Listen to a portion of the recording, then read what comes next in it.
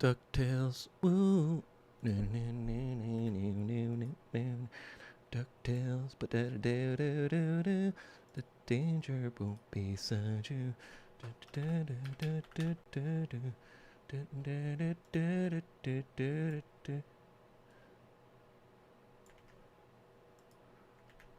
DuckTales, woo.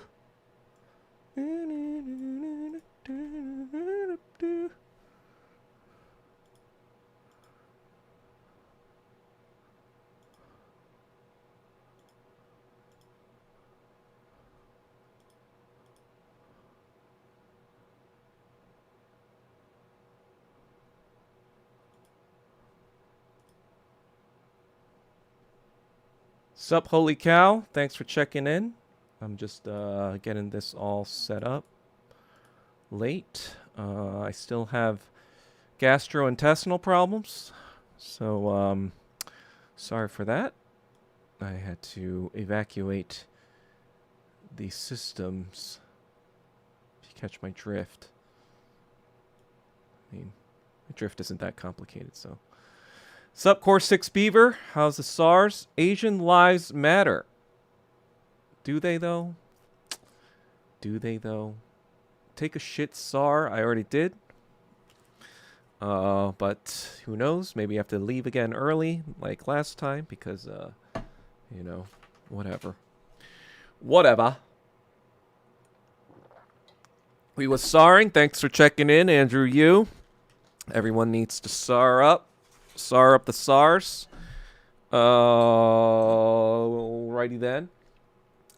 Chester did say in the end it doesn't even matter. I guess that's true in a sense. I'd love to bring that up. David Tay loves Chester. What's his last name? Barrington or whatever? Chester Harrington? Something like that.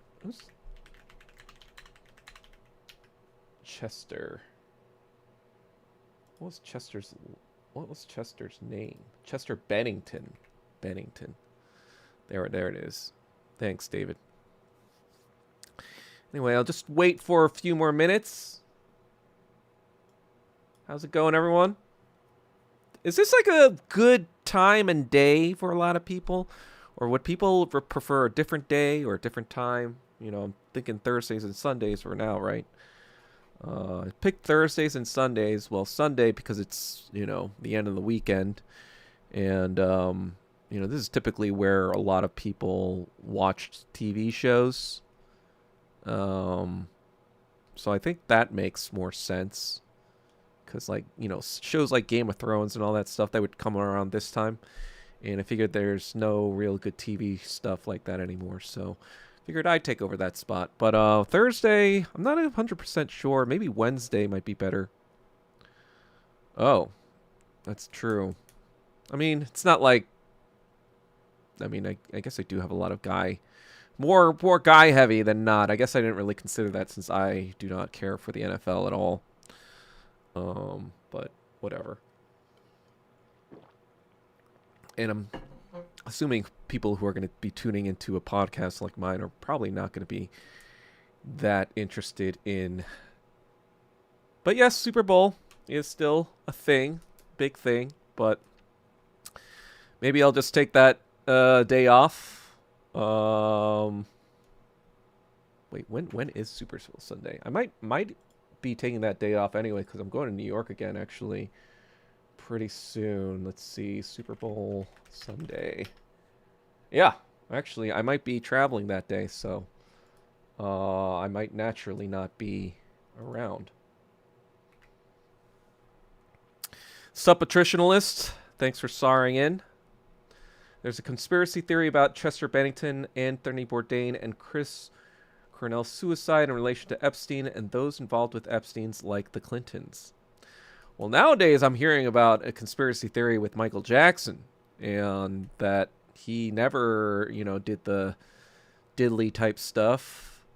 And that was kind of propaganda by the same sort of people. And I have to look into that a little more, but I'm beginning to suspect it might be true. I don't know. A lot of crazy shit going on. A lot of crazy fucking shit all the time going on. Who knows? Who the fuck knows? Oh, 1,000 per polka dot gummy makes running kind of fun. Milligram? Wait, no. 1,000 milligrams? No, that can't be possible. 1,000 milligrams, you would be in the sunken place. How? No, that can't be possible. You can't consume 1,000 milligrams and be conscious. You barely hear about Epstein anymore, right? I mean, like, I think I said this before in the last stream, ever since it's just like, like, let's say you're getting a shot, right? You're telling your friend, hey, squeeze my hand so I don't think about this shot that I'm getting, but then you squeeze hard and then you're like, oh, crap, like, punch me in the face now so I don't think about this squeezing hand you're doing. It just escalates, right? You had the Kirk murder, you got the Kirk assassination, right? Then you have all this crazy shit that's going on, and then, the Epstein files are all fucked up, and, and then you get more, you get, like, we're nuking Iran soon, I guess, or whatever, and so on and on it goes. But yeah, it's just going to be more and more crazy shit. I'll wait for another 10 minutes before I get into the topic I actually want to get into. It has to do with the title. My titles aren't totally random, guys. I try to keep it topical, try to keep it interesting, keep it fresh. But it has to do with kind of like, I don't know, what I've been saying the entire time. Like, political parties is, I mean, not just me saying this, right? Like, plenty of people have said this in the past, but I think it's just becoming increasingly more and more obvious now, to most people even, that political parties are not a thing, really. If you're under the age of, like, 40, especially if you're under the age of 30, like, if you're Gen Z, you probably, I mean, and you have an IQ of, like, at least 110, you probably figured out the government is, the political parties are not a thing. There's no difference. There's no real thing that differs when you vote for one thing over another. But yeah. Let's welcome Greenland to the United States soon. I don't know that Greenland people look so Asian. Do you guys know that? I didn't know that. They look really Asian, like Inuit people, I guess. I mean, that's the whole thing, right? Like, I think Native Americans, it's like the West Indies, as it was called back in the day, in the 1500s or the 1600s. The West Indies and the East Indies, I mean, they're Asian, right?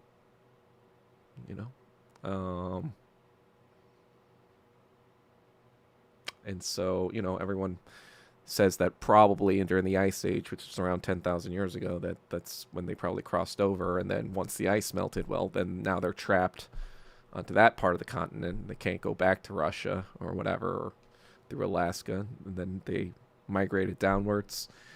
And the biggest civilization was the Aztecs. But, and then as they went south and south, they started to change a little bit because, like, there's a lot more sun near the equator, right? So they started to darken up, especially when they went to, like, Mexico and Panama and, all the other Central American more near to the equator. And then that's why when they got all the way down to the bottom, they probably all looked a little more cooked, right? But then the OGs back in Alaska, the Inuit people, they look Asian as fuck, right? They look pretty chinky. And so, same thing, I guess, with Greenland, right? They're kind of in that same longitudinal sphere, so to speak. But it makes sense, right? I mean, if Alaska's like that, then why wouldn't Greenland be like that? Because, they're kind of connected to the same sort of area. But I did notice something interesting when I looked at Greenland. I don't know if this was like after the fact of like, Nazi lore or before, but there was a place called Thule in Greenland. And if you guys know about Nazi lore, Thule is where, the Thule Society, for example, that was the progenitor of the Nazi Party.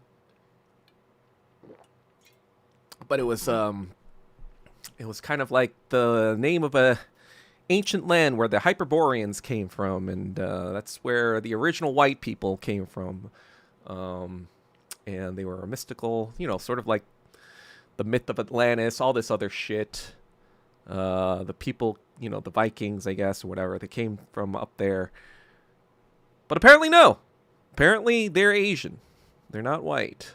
I know Finland people like to say that they're white, but they look pretty chinky too. I know they like to do the chinky thing to make fun of us, but everyone else was clowning on them. All the other whites were like, bro, you're like the chinkiest of the whites. So I guess maybe that's, this fits into like Schopenhauer's kind of theory about race, that like basically everyone was, how they say everyone was black, back then, because human beings, when they didn't have technology, they would have been in Africa, and Africa was the cradle of civilization, blah blah blah, right?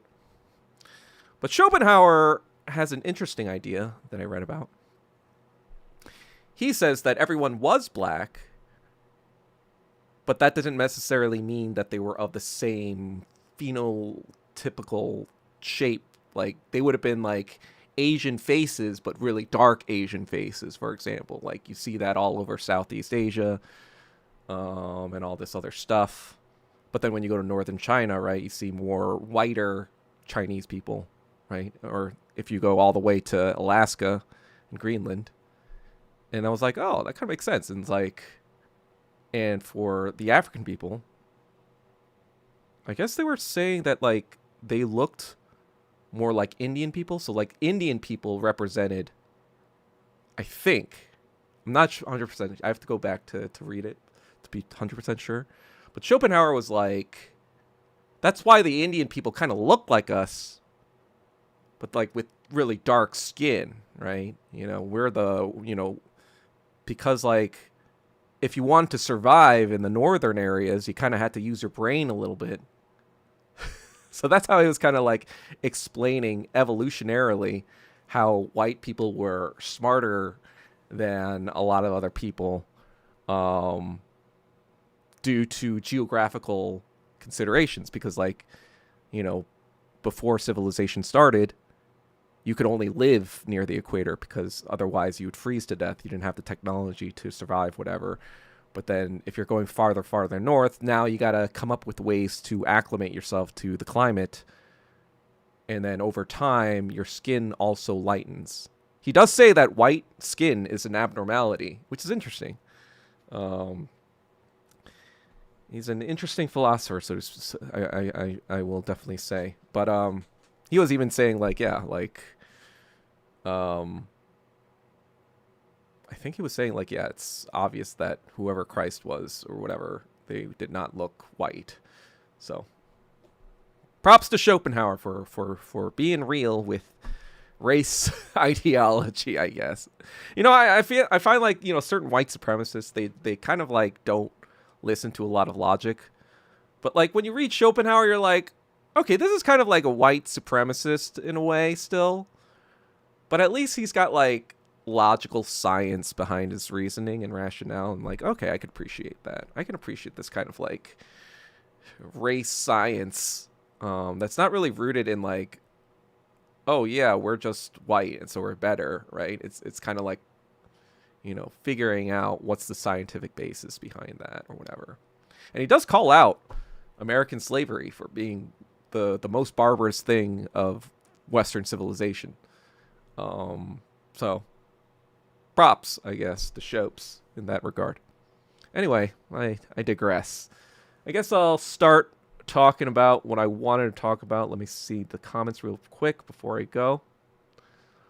MJ never did it. Why did all the accusations come out after he died? That's a good question, Andrew. Maybe I read it wrong. Fuck.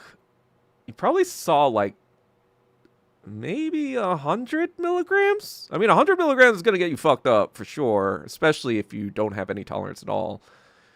If you have no tolerance at all, 10 milligrams will do a good.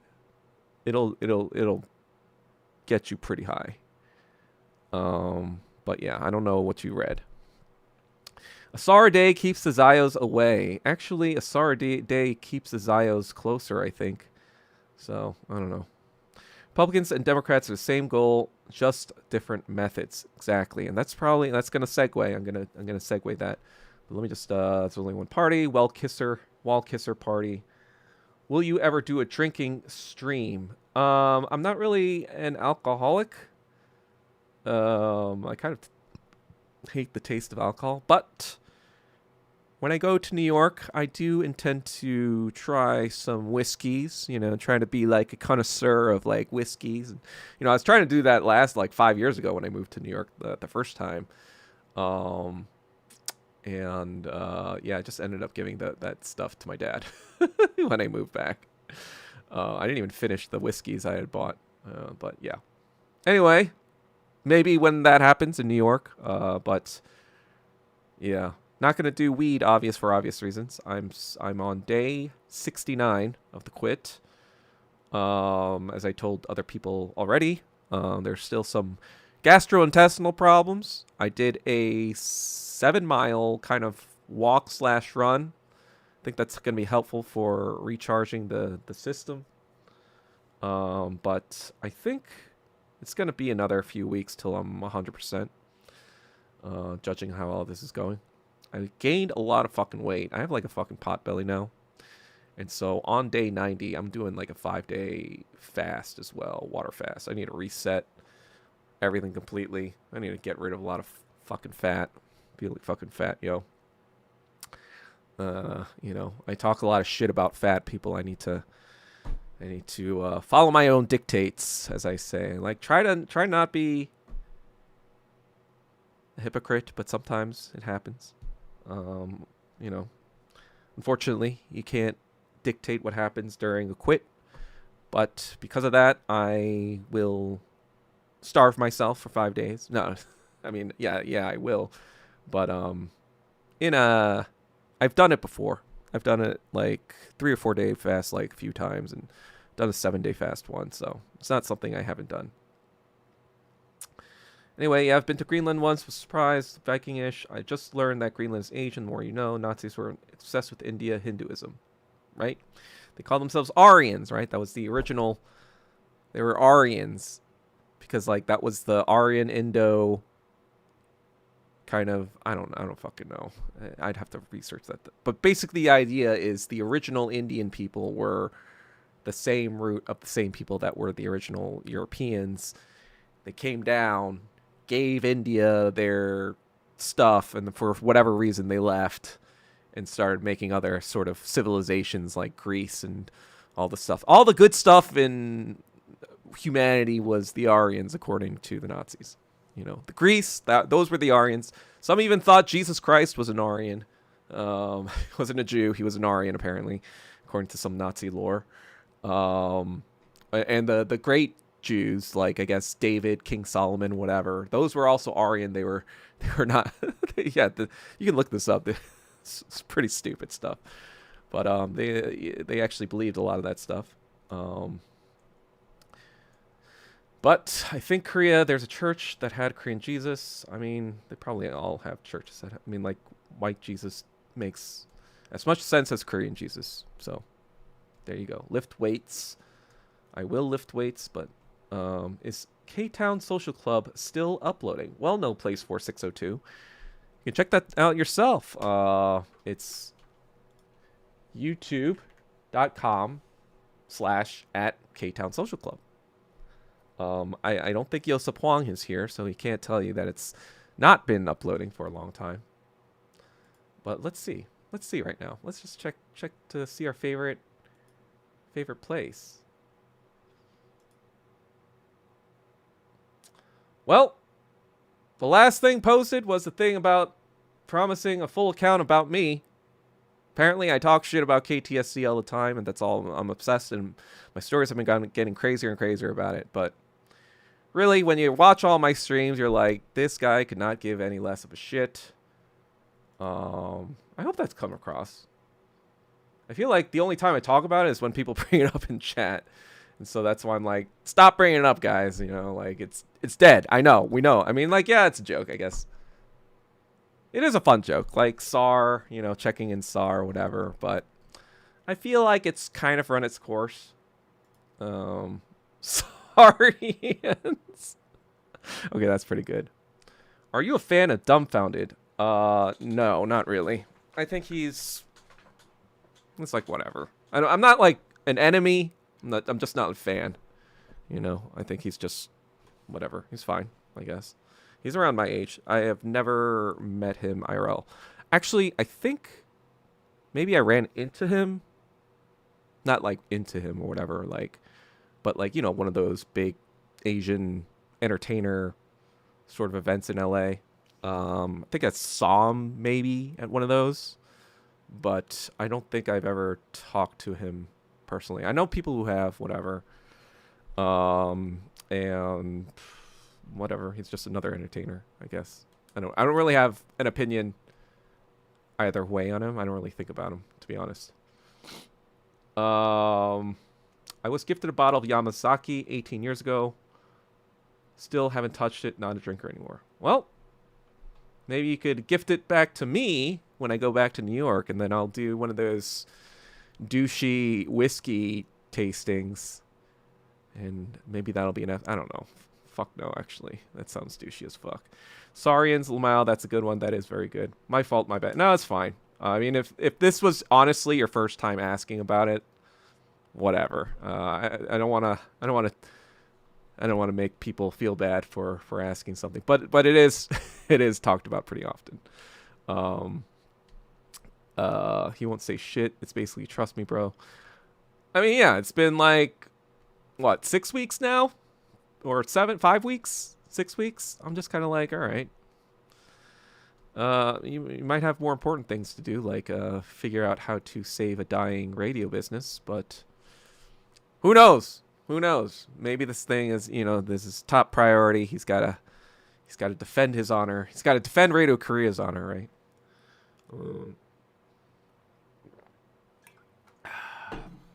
Cheers, mate. Cheers, mate. All right. So, do you guys remember? So, you know, I've been talking about like how, well, the right obviously doesn't care about Asian people, right? Like the right doesn't care about anyone who's not white, so to speak. Other than some SARs, obviously, some SARs that are willing to SAR up. They'll try to protect their SARs. But other than those people, you know, the right wing, especially the rank and file right wing, they kind of don't care about people who are, you know, I've heard some crazy shit coming out of Minnesota. How these like there's this account on Instagram called Palmer Trolls, I think. And it's this guy who I think he's like this white comedian. He's on Instagram, but he does things like troll people. So he started this fake ICE website. And there are people calling in, these stupid racists that are calling in, trying to get like random people just deported. Like, you know, like an Uber driver or something, like, oh, my Uber drivers are, you know, I don't know if they're legitimate because they don't speak English or whatever. And it's like, it's kind of funny. Anyway, it's crazy shit happening. You know, like obviously those Karen memes from 2020, 2021, they are not just memes. They are truth. There are people like that, the whites that are just trying to get people deported just because they don't like them, because they're not white. And a lot of that shit happened in Minnesota. Like the place where George Floyd happened. Surprising, right? Surprising. Another The officer in that case, in a scenario, the officer in the ICE shooting and the George Floyd officer, both WMAF. It's like, it's like, it's like I don't know, guys. And also, what happened in Minnesota around 20 years ago, I think 2005, was a Hmong guy. I think his name was Chai Vang, Chaivang. I'll just put the wiki so you guys can read about it. But he was, oh, it's 2004.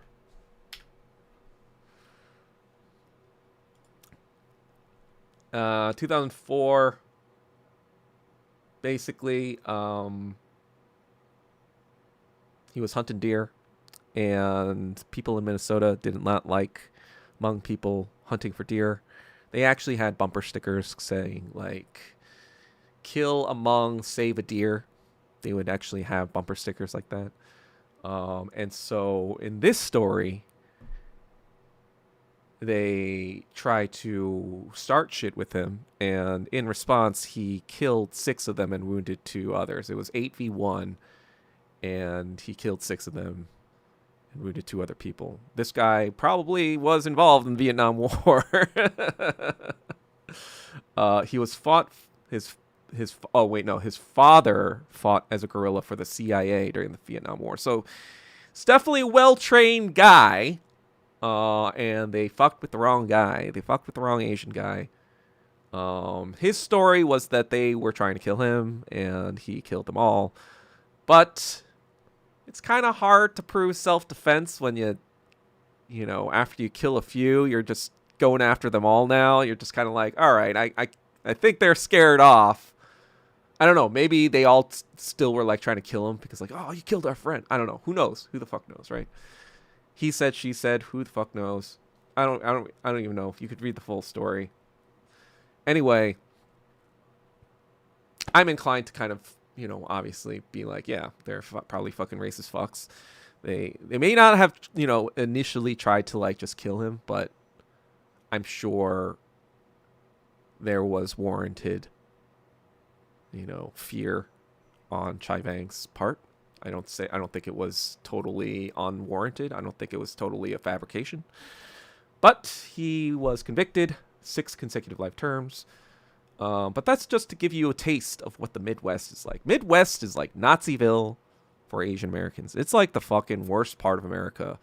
You know. I know people say like, oh, Seattle's pretty bad, blah blah blah, or you know, some parts of Texas and some parts of whatever. No, it's the fucking Midwest. Do not ever move there. If you are Asian, you will...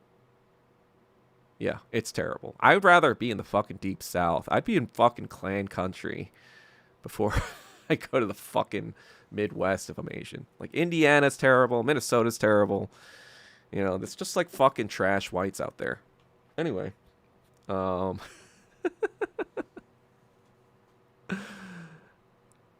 Anyway, you know, so we know the right wing isn't for Asians. But then you have all these, you know, Democrats being like, yeah, see, this is fascism. Yeah, Trump is fascist and blah, blah, blah. It's like, y'all motherfuckers didn't stop ICE when Biden was in power. Y'all didn't fucking do shit. All you had was a fucking AOC, like, crying at the cages or whatever, like, doing a photo op. The fuck do you guys do? Nothing. And we see now, you guys remember Visha Ratapakni? I'm totally fucking that up. Well, you guys remember that guy? I will put the wiki in here as well. Oh, is Indiana the birthplace of KK? I'm just saying, the South, you know, if I'm going to Nashville, I'd rather go to Nashville than Indianapolis as an Asian person. That's what I'm saying. You know, I'd rather go to fucking Georgia.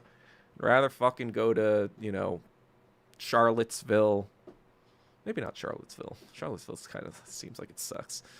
But the point is, there's a lot more southern areas that I'd go to rather than the Midwest. Anyway, killing of Visha Radana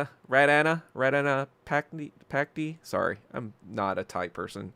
I don't know how to say. Anyway, this is a very famous story They're saying it started the Asian hate movement. No, that's mistaken. The Asian hate movement, or it started, or not the. I guess they're talking about the Stop Asian Hate movement.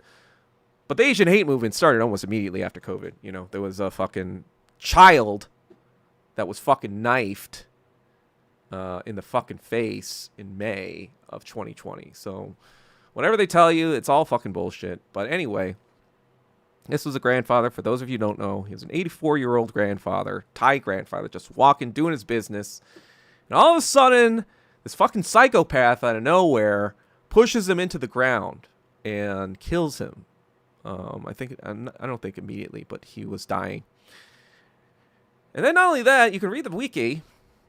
He goes into his fucking car, takes out his phone, and starts taking pictures of the dude while he's dying. Pretty fucking psychopathic, right? And so it took a long ass time for them to even get a fucking trial going. You know, this was 5 years ago this happened. January 28th, 2021. And then he got acquitted just 2 days ago for all this shit, right? They said, what did they say? Let's see.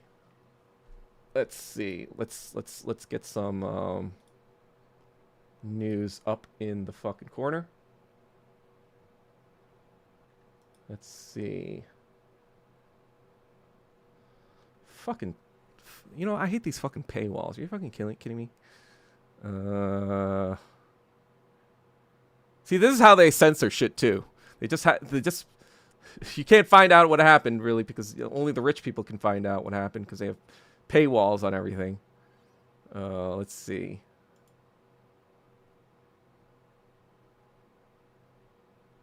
All right, this seems like a pretty good, informative one.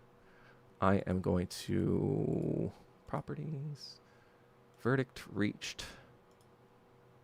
All right, cool. And then,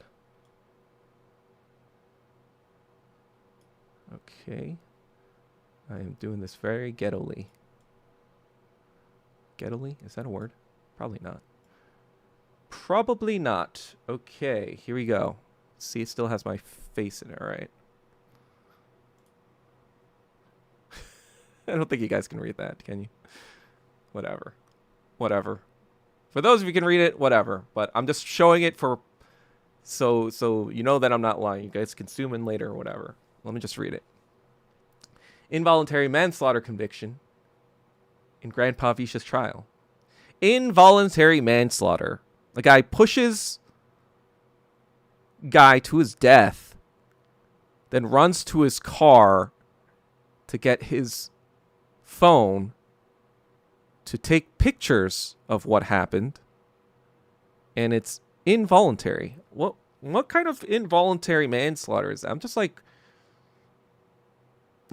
you know, even voluntary manslaughter. Like, how could you not get voluntary manslaughter? Like, involuntary manslaughter? That's like, oh yeah, I didn't mean to kill him, but I just wanted to watch him suffer while he took his last breaths. Like, as a science experiment. Oh, it's actually a science experiment. I wanted to see if the force of my push would kill the dude. So I wanted to record it for posterity. And unfortunately, he did die. My hypothesis was that he was not going to die, therefore involuntary. But unfortunately, the evidence proved otherwise, and he indeed did die, you know, of my random targeting of a random person. Of course, there's 84-year-old Asian people just all over the place. So, you know, it wasn't due to his Asianness or his oldness. It was just due to a random experiment, a science experiment I was doing or I was conducting. And I wanted to see if I pushed to someone, if they would die or not. My hypothesis was that they were not going to die. But unfortunately, the evidence bore out the opposite case. Anyway, jurors in San Francisco, white supremacist Nazi jurors, I guess, delivered a mixed verdict Thursday in the trial of a man accused of killing an elderly man in 2021, finding him guilty of involuntary manslaughter, but not guilty of murder. Defendant Antoine Watson was found guilty of involuntary manslaughter in the death of 84-year-old Visha Radanapakdi. I think that's probably as close as I'm going to get. Jury's mixed verdict found Watson not guilty of first and second degree murder. Watson, 24, was also charged with assault and elder abuse. The jury found him guilty of assault, but not guilty of elder abuse. That's interesting. They found him guilty of assault, but not elder abuse. You know, like, how could he have known that he was an old dude? Look at him. He looks like a spry 30-year-old. You know, I'm curious. I'm curious to see the racial demographic of this jury.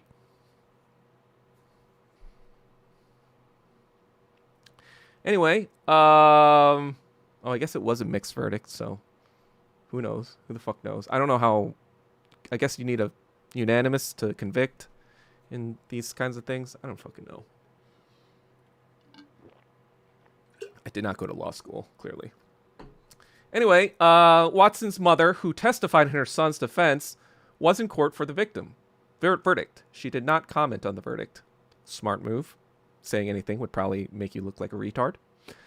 I don't know why she would testify in her son's defense. I mean, was she a witness? No, she was not. The death of Radanapakdi, also known as Grandpa Visha, became a flashpoint to push to stop Asian hate during the COVID pandemic. Montanus, the daughter of the victim, discussed the outcome with her, blah, blah, blah. Our family is grieving and even disappointed and painful, but me as a daughter, I can speak for my father. And I'm going to commit to working for our community, for dignity, and for public safety in San Francisco. You know, measured, political. About what you would expect. The court will reconvene on January 26th. The San Francisco's DA's office said that at the time, the jury would return to hear arguments on aggravating factors in this case. So I guess there's still time to right some wrongs, maybe. I don't know. Juries, any lawyers in this chat can tell me. I don't know. Criminal lawyers or criminal justice people. The jury is still impaneled at the time, and we must limit our remarks. The DA's office said in a statement. DA's office also said that once the trial on aggravating factors ends, sentencing will be scheduled. Okay, so they haven't sentenced him yet. So maybe the aggravating factors will aggravate the sentence. We'll see. In California, the maximum penalty for involuntary manslaughter is 4 years on probation. So probably not, because even if they got the max, it would be 4 years. Watson has spent 5 years in custody while waiting for the trial. So would that just be time served? That seems like... And what? And he's scot-free now? Deliberations started Thursday morning, a day after closing arguments concluded. Watson testified a week ago that he was in a haze of confusion and anger. He claimed he didn't know Radanapakdi was Asian or elderly at the time of the unprovoked attack. So if you didn't know that, why would you record him dying? To verify the results of your experiment, I guess? Your scientific experiment?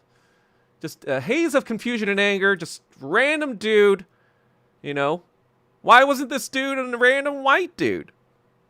I wonder why. Probably because you knew you would probably get fucking killed if you did that. That's for fucking sure. Both sides agreed Watson killed Radanapakdi. Wow.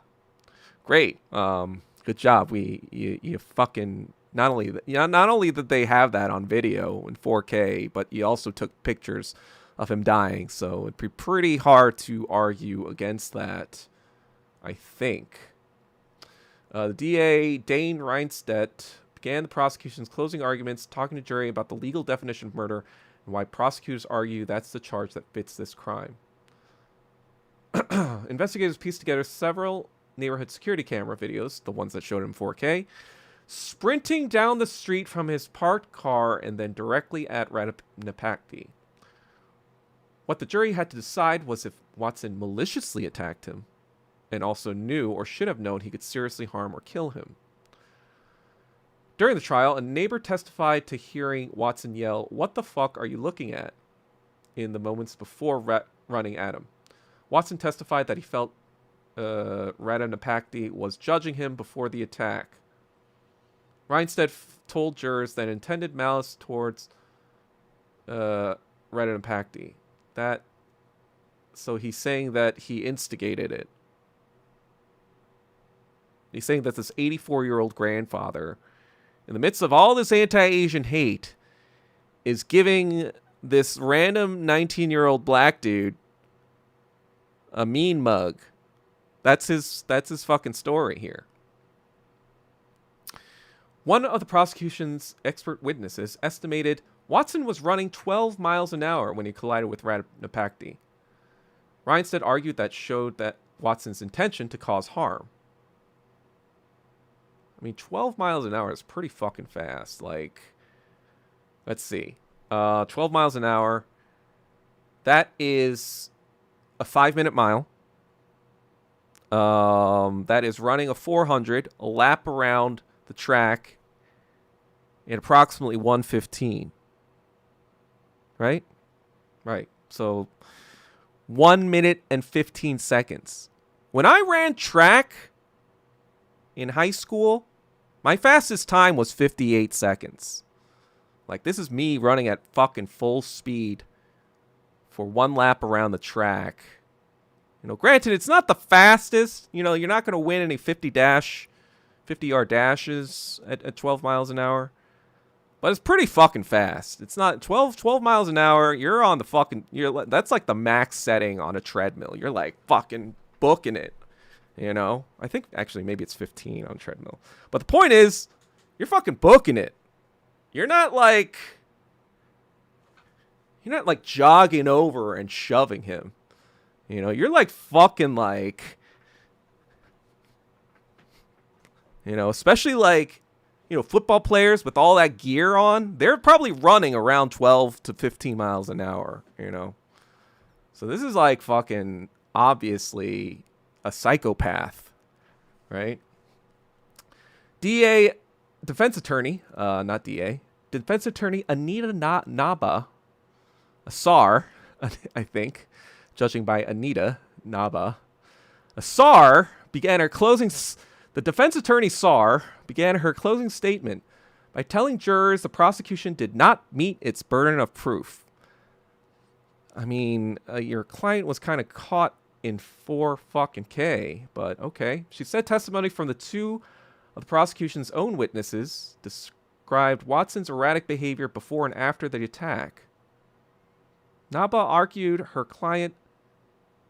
The SAR argued her client did not intend to kill and did not maliciously target. Like, what are you fucking talking about? Legal analyst and former prosecutor Stephen Clark said to the NBC Bay Area about Thursday's verdict, "This was a very big win for the defense today." Yeah, no fucking shit. We witnessed a live execution in 4K, and he basically gets off with time served, probably. I'd say that's a pretty fucking, you know, big win for the defense. It's a abortion of justice. But yeah, it's a big win for the defense. Thanks for fucking, you know, understatement of the year there. Clark thinks that regardless of what the jury decides about aggregate factors, the outcome for Watson's sentence won't change much.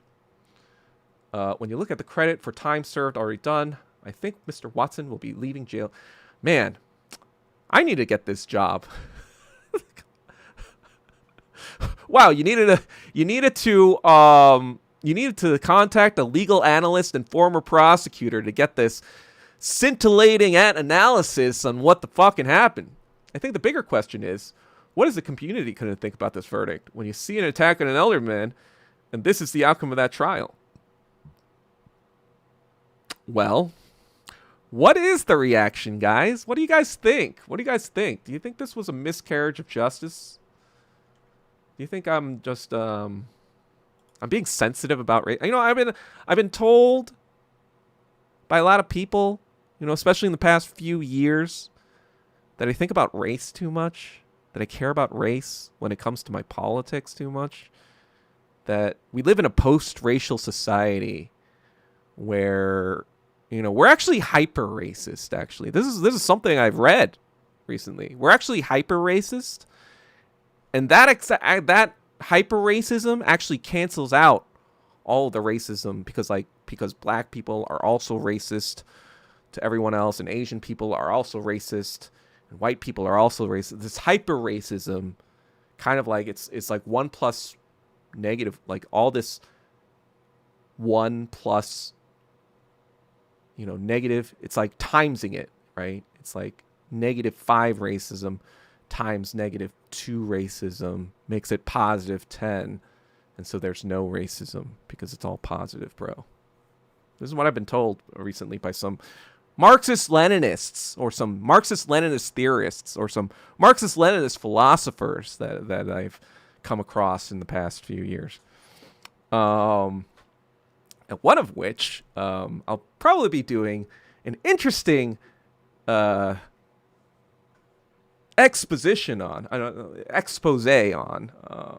But that's for another time. That's more of an official thing. But let's see another article. The people deserve answers to what happened in the Grand Pavisha. This is the voice of San Francisco.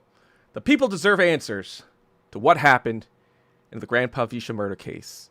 All right, John Tresvina. Seems like a Hispanic dude. This picture was made by a friend of mine. He actually designed the Yellow Knight branding, if you can believe it. The windmill thing. That's supposed to be it's supposed to be green energy that China's pursuing, but it's also supposed to be a windmill that's supposed to represent my being a forever Don Quixote-like character, fighting for ideals that may never have materialized in my life, but fighting for them anyway.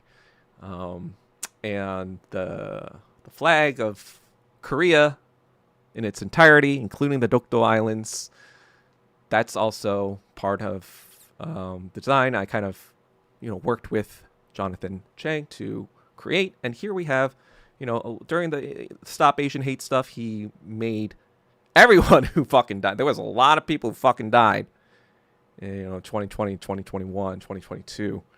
And he made like these kinds of, memorial stuff for them all. So it's, I haven't talked to him in a while, but applaud him for his work, obviously. Justice for Visha. None of this probably, he might have even helped a lot of the Stop Asian Hate stuff from happening. To happen, I guess. Anyway, an assistant DA appearing in court announces himself or herself as for the people. In the recent criminal trial of Antoine Watson for the murder of 84-year Visha, the people lost. I'm going to just not say his last name anymore because I'm definitely destroying it. DA Brooke Jenkins should explain to the people what happened and why. She and her assistant DAs work for the people and are accounts to the people. Maybe because all these fucking DAs in San Francisco, New York, LA, 4 or 5 years ago, guess who installed all of them? Guess who paid for all their fucking... I didn't know this until recently, investigating all this anti-Asian hate stuff like 4 or 5 years ago. But the DA is a position you get voted in for. Like, it's a fucking political position. Like, Democrat, Republican, that kind of shit. And I'm like, why is the DA a votable thing? Shouldn't it just be like, a judge appoints a DA? That's how the justice system is supposed to... Does that make sense? That, like, a DA... Like... Is there, like, a...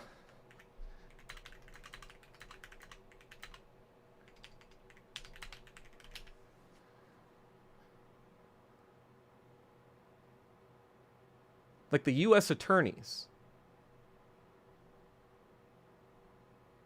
Like the Attorney General, right?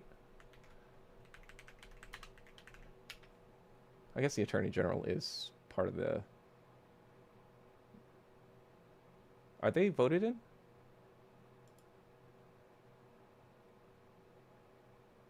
United States Department of Justice. Oh, I guess they are part of the cabinet or whatever, appointed by the president. But this seems kind of ridiculous, right? I mean, I don't fucking know. It seems ridiculous to me. Anyway. George Soros funded a lot of these motherfuckers. And I'll probably get into that at some point. I'm not going to get onto all of that right now, but that's why I call all the fucking leftists in the past, 2-3 years ago, I started calling them all Sorosian Trotskyites. Because that's what they fucking are. They're all pieces of shit. Western leftists are all fucking anti-Asian Nazis. They all tried to bury this shit. Anyway. People of all backgrounds who have heard the jury verdicts of not guilty on first and second degree murder and elder abuse and guilty of involuntary manslaughter and use of force causing grave bodily harm are shocked, saddened, and outraged by this outcome. They deserve an answer in order to get to what is next, especially for Asian American and elderly victims of street crime in our city. The surprise about the verdict is a product of the facts themselves. In 2021, Grandpa Visha was walking near his daughter's home in Onza Vista neighborhood when he was noticed by the defendant, who felt he was staring at or judging him for a litany of misdeeds and mishaps that had engulfed the defendant over the previous 18 hours. Like, first of all, how would Grandpa Visha even know about any of the stuff that he was doing? It's like, makes no fucking sense! God! 19-year-old defendant rushed at Grandpa Visha at top speed, starting from 50 yards away, shoved him so hard that he collided into a wall, lost consciousness, and died of his injuries 2 days later. The two had never met each other. Okay? The main reason the defendant was present in the neighborhood is he had crashed his car there that night before after a police chase, and unable to move it, slept in the car overnight until shortly before rushing at Grandpa Visha. Prior to the police chase, the defendant had been involved in a series of arguments with various extended family members. According to the Chronicle reporter Colin Chang's trial coverage, the public defender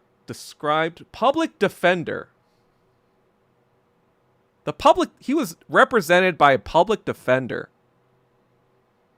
described the defendant's fatal shove of Grandpa Visha as an impulsive act during an emotional storm and a moment of panic from a teenager. Can you guys believe this? A public defender got him this fucking deal. Got him this fucking, 4-year vacation, for killing an Asian dude in cold blood. Fucking execution style. This is how much disrespect. Like, I expected, like, this high-powered pro bono, BLM type lawyer shit. No, this was a random public fetty. The fuck is going on here? There was no, like, if the glove don't fit, you gotta quit type fucking shit. They didn't bring in the fucking legal. They brought in the fucking C team. They brought in the fucking F team, and he still got off. Like, what the fuck is happening right now? The combination of defendant's judgment, diminished by emotions, a death with wide community implications, and limited punishment for the convicted perpetrator harkens back to the Dan White and Vincent Chin cases of the 1970s, 1980s.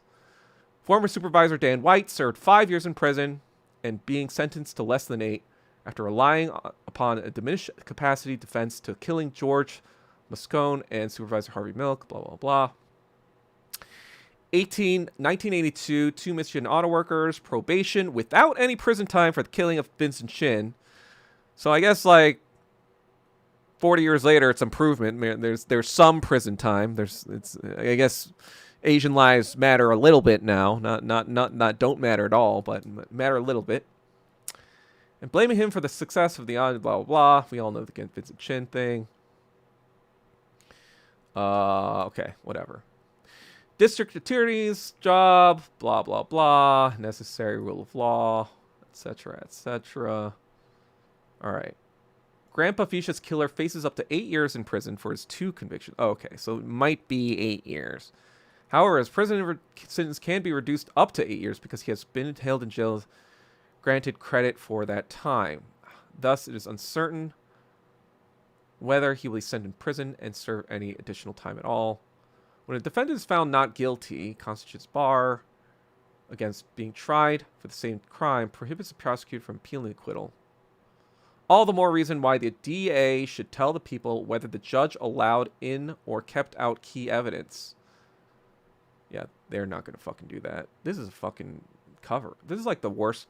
This is like it. They're trying to sneak all this shit through because everyone's distracted by the Epstein shit and the fucking clown circus that's going on. That's why they took this long for the fucking trial to begin with. They knew that like once Trump was in office, everything would be like so crazy they could just fucking slip all this through and no one would be the fucking wiser.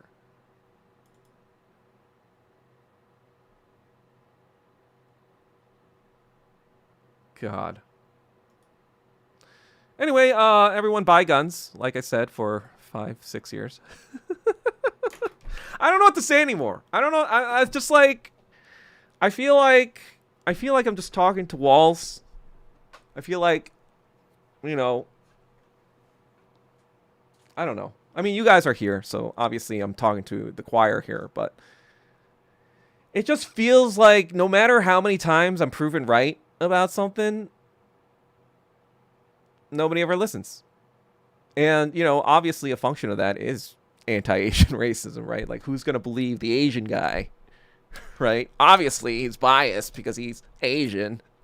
He's a foreigner, And it's just like, nobody can fucking admit that they're fucking anti-Asian Nazis. Like, everyone is a fucking racist piece of shit.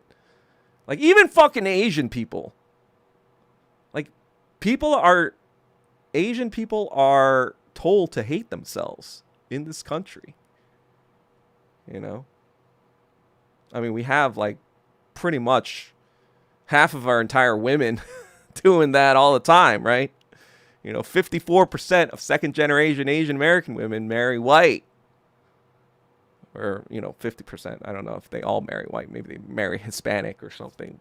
But the point is not Asian, right?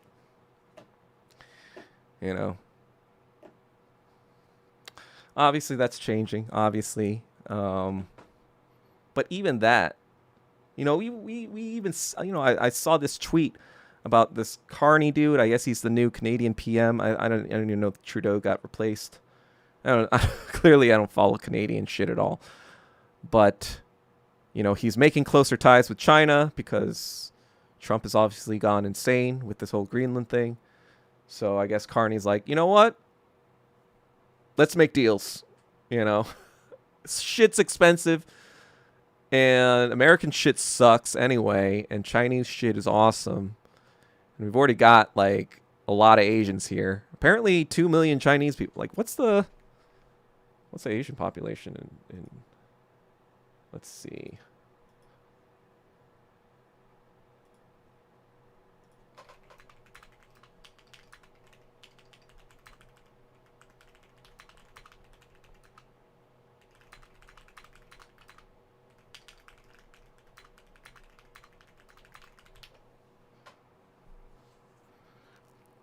Yeah, Core 6 Beaver. You don't know that? I mean, this is like data from like 10, 15, 20 years ago. So it might be less now. Gen Z, I think, is wisening up a little bit. But yeah. Especially for Taiwanese, Korean women. Yeah. Let me read some of the comments. Do you think yellow vigilantism will rise sometimes by the end of Mamdani's first year? I actually don't. I've thought about this a lot. And we don't have a gang network in the States. Probably why a lot of this shit doesn't happen to Hispanic people, random Hispanic people. because black people are kind of scared of Hispanic gangs because they've got, you know, ties to cartels back down south beneath the border. And they've got enough of crews and stuff like that in jails. So even black gangs know not to fuck with random Hispanic people because, you know, you mess with the wrong one and you could be in big trouble. But there doesn't exist anything like that for Asian Americans, which is why the idea that he wasn't targeted because he was an Asian is fucking bullshit. It's fucking bullshit. This shit doesn't happen with black people and Hispanic people. You know why? Because of that. They know there's blowback, right? The Hispanic people, from what I know, especially in LA, they kind of control the jails here. So you don't want to fucking mess with any random abuelitas, you know, like Saul Goodman does in the first episode of Better Call Saul. So that shit doesn't really exist for us traditionalists because we don't have that sort of network. I think we used to have a little bit of that in like the 90s. You know, there were some Korean gangs, even whatever, gangpet, like they were like wannabe gangsters. They weren't like real gangsters, but you know, they threw down and shit, whatever. There's some Viet gangs, I'm sure. There might still be some Viet gangs. And then maybe more back in the day when Hong Kong was still with the British, there were triad networks that were operating in the West Coast, I think. But as far as I know, a lot of that is not existent anymore. I kind of looked into it, did a little research back in the day when I was thinking about all the possible solutions to this hate crime problem. I like to think outside the box, but that did not lead anywhere. Null hypothesis. This happened in liberal progressive San Francisco. Yeah, basically, for Asians, you might be actually the safest in like an Austin, Texas type area, you know? Albuquerque, you know, somewhere like that. I'd say Albuquerque, you know, like the Pacific Southwest, pretty safe area. Not the Northwest. I think Seattle's not that great, and you know, fucking Portland. They're not really that great for Asians, to be honest. They're not terrible, but they're not like the Midwest, but they're not great. And so, I remember when Sunisa Lee was called a traitor for dating a black guy, among called racist. Yeah. I mean, whatever. I think that's just like stupid shit. I don't really care who you date. It's just stop killing our people, maybe. I don't know. You know, you guys don't even know. I mean, maybe some of you do, but like 2020, 2021, I got so much fucking hate from everyone, like especially black people who are like, why don't you talk about white people killing you guys? Blah, blah, blah. I was like, what do you think I've been fucking doing for my entire life before 2020? You think I was like, yeah, white people are great? No, you fucking morons. It's like, and the point is, I don't want anyone killing Asian people. That's the fucking point. I don't care if you're white or black, just stop doing it.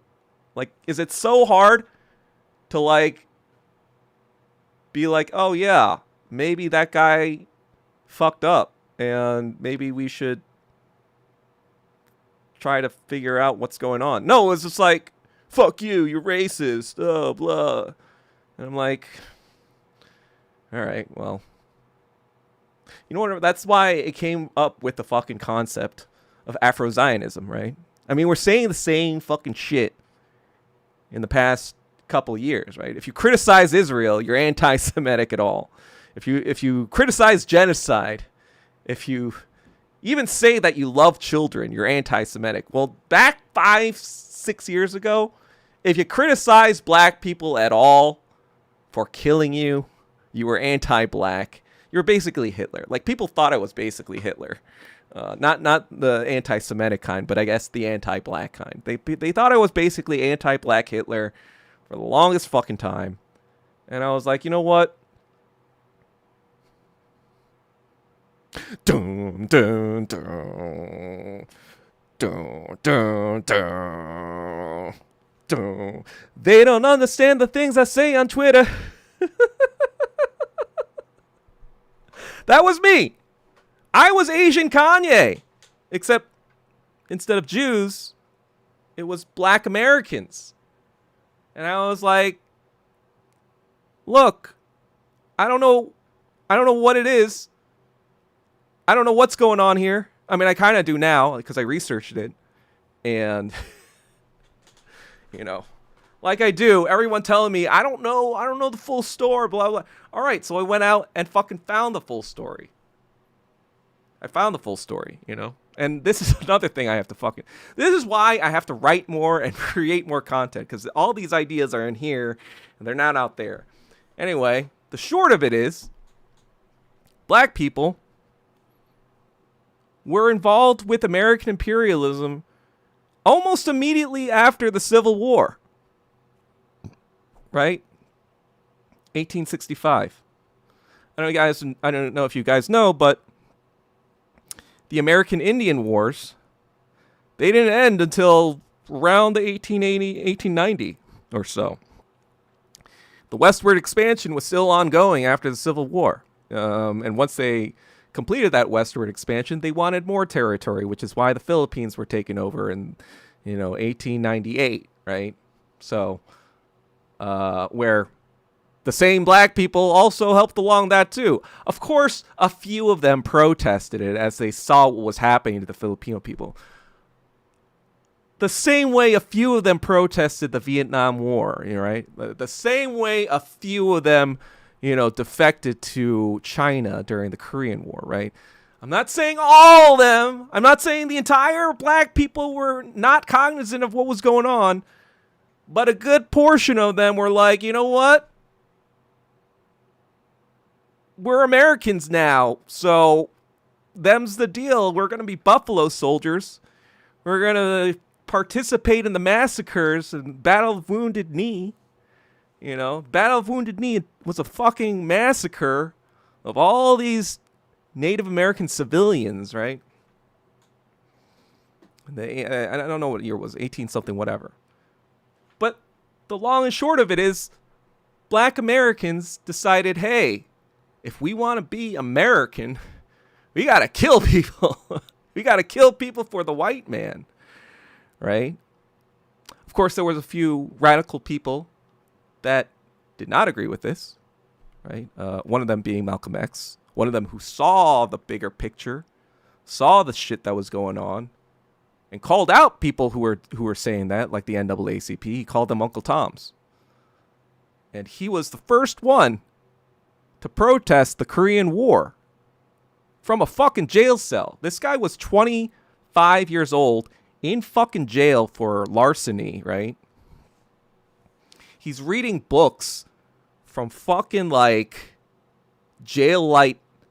This is why I respect Malcolm X so much. Like, he read all these books and figured out on his own that the Korean War was fucked up and that they were doing the same shit to Korea that they were doing to black people the entire time. He's the first person to really connect that shit. W.B. Du Bois didn't fucking connect that shit. He was like, yeah, Japan's fighting the white man. And he never fucking retracted that shit. He became a communist after World War II, right? But he never, and that's why you have a lot of black fucking weebs who stand Japan today. Because they think like, yeah, you needed to be a samurai to like fight the white man or some fucking, bullshit about Yasuke or whatever. That's why they buy that fucking bullshit. Because of W.B. Du Bois. Back in the fucking 1930s, he was saying, or 1940s, when we went to the war with Japan, he told black Americans to refuse going to fight Japan. Because he said the Japanese cause is righteous. That's what I'm fucking talking about. All these fucking people just were looking out for person numero uno, I guess. Right? Except for Malcolm X. Right? That's why I call him fucking Black Lenin. And like, that's why MLK is Black Trotsky. Because you know what he was doing? He was palling around with all the Jews, right? Back during the civil rights movement, because the Jews were a part of the Democratic Party. They were part of the progressive people, and they were planning for around 10 years, James Jesus Angleton, right, with the CIA and Mossad. They were planning an assault on the entire region to get the Golan Heights, which they did in 1967. So during that time, they were like, hey, we needed some political clout here. So what we got to do is join the civil rights movement, give these guys some political clout, quid pro quo, help LBJ with his Vietnam problem, tell the NAACP to be like, hey, if you want to get black Americans to be more patriotic, what better way to serve your country by joining the Vietnam War? That's what they fucking told. That's what the NAACP did. They got a bunch of money from LBJ, bunch of grants that, exploded the black liberal class, the black bourgeois class, and they were like, hey, join this war. Kill people. Kill these Asian gooks that are threatening our democracy. They sold them that fucking shit. They ate it up. Whatever. They were like, yeah, that makes total fucking sense. Oh, yeah, but Muhammad Ali spoke out against it.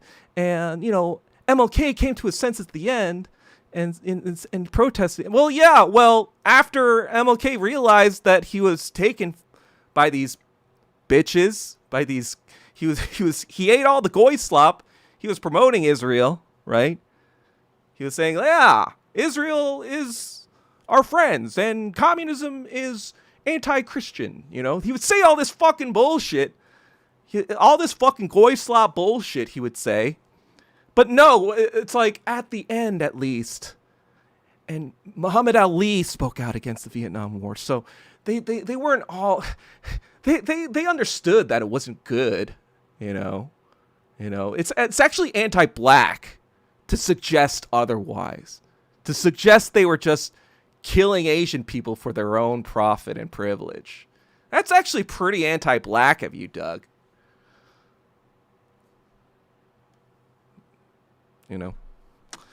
And then after 65, the Hart-Celler Act, a bunch of us come over. A bunch of us start crushing their fucking white kids at colleges. And during this time, a lot of Republicans are like, wait a second. These Asian people are making it. Why can't you black people not make it? Well, the answer was obvious, right? They didn't just pick off random Asian Joe Smo off the street. They chose people based on H-1B visa qualification or cash bond visa qualifications. They didn't pick random fucking retard dude who didn't know, who had no money or no connections. They chose people that they knew were probably going to be somewhat well positioned to be economically successful. They would have money to start a dry cleaning business or a fucking Chinese restaurant or something like that, right? But of course, the Republicans are like, oh, they're the model minority. And then the liberals be like, that's racist, blah, blah, blah. And then the black people would eat up and be like, yeah, that's fucking racist. Actually, Asian people, they're privileged. That's why they're getting in more. You're less racist to the Asians. And so they're actually white adjacent. The white liberal, the mostly Jewish white liberals would come up with this white adjacent term for Asian Americans and be like, see, black people, it's the Asian Americans that are in your way of progress. See, if we're up to us good whites, TM, trademark, if it was up to us good whites, you guys would all be in our colleges and be equality. We would have solved racism a long time ago, but it's because these immigrant Asians that just take from society and are pretty much white because their skin is whiter than yours. And, they just came out of here and, they were just handed all these privileges, when they got off the boat and they were just given all these dry cleaner businesses and, they just went to all these good schools all of a sudden. Yeah, they're actually the real racists, in addition to the white Republican guys. They're on the same team, actually. So you have all this fucking, Buffalo Soldier imperialism going on, to kind of like imprint the idea that kill an Asian, get more privileges and money, right? You imprint that, like Pavlovian style. And then you tell them, hey, these people are actually also white and not the good kind. We're the good whites TM. They're on the bad whites TM side. So they're white adjacent, you see. So then you have 20, 30 years or so of this. And then you have like all this fucking woke shit, the wokenomics stuff, the 2012s. We all said kumbaya when Obama got elected in 2008, right?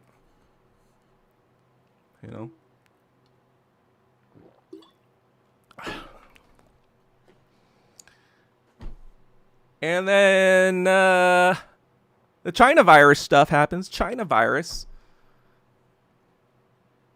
But guess where most Asian Americans live? They live in the coastal areas, right?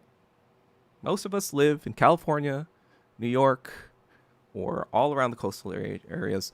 Obviously some in Texas, obviously some in Chicago. But what do all these places have in common? Well, they have a lot of ethnic minorities, particularly black people. Because during the Great Migrations, a lot of black people didn't want to be in the South no more. They didn't want to be lynched and shit. So they went to all these cities. And so when Trump says China virus, why wasn't there a lot of white on Asian crimes that happened? Well, A, white and Asian people, we lived near the rich whites, the good whites TM, right? So they're not going to hate crime us because they have a lot to lose. We're not living near the Hicks. I mean, some of us are, which I'm telling them not to, because that's just terrible, like in Indiana or whatever. But for the most part, we're not living near the Hicks, not the bad whites TM. We're living near the good whites TM. So who's the people that are attacking us? Well, it's black people. Some Hispanic people. Like maybe the occasional white people. Like the white people stuff was just verbal, right? They were saying chinks or whatever, blah, blah, blah. But it was never like fucking pushing us into the fucking curb and killing us. That was very rare. But for the most part, 2020 to 2022, 2021, obviously shit's calmed down by now because I guess a lot of the lumpen pro-blacks have moved on to white targets, especially recently, as Republicans like to tell us. But for the longest time, people knew, they don't care if you fuck up an Asian person. They care if you fuck up a white person. But the media is kind of saying, hey, it's open season on these Asians. So all that pent-up anger you have against the system, you can direct it that way. You can direct it this way. And they knew that would happen. You know why I knew that? You know how I know? Because they already experimented on it with the LA fucking riots in 1992. Right? Because what started that event?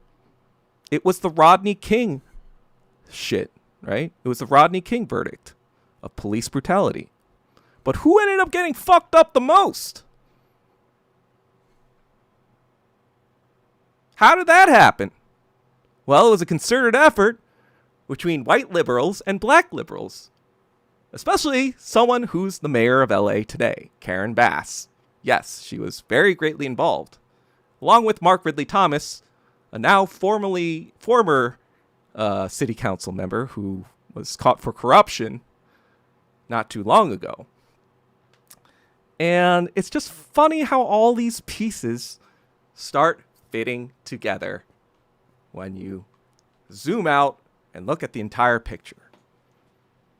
And again, I'm probably going to do a whole video about this, but God, my brain is fucking this weed withdrawal has not been great, guys. I've been trying to do shit, trying to eke out shit, but it's hard to focus right now. as they do all that stuff. Let me just read some of the comments. All right.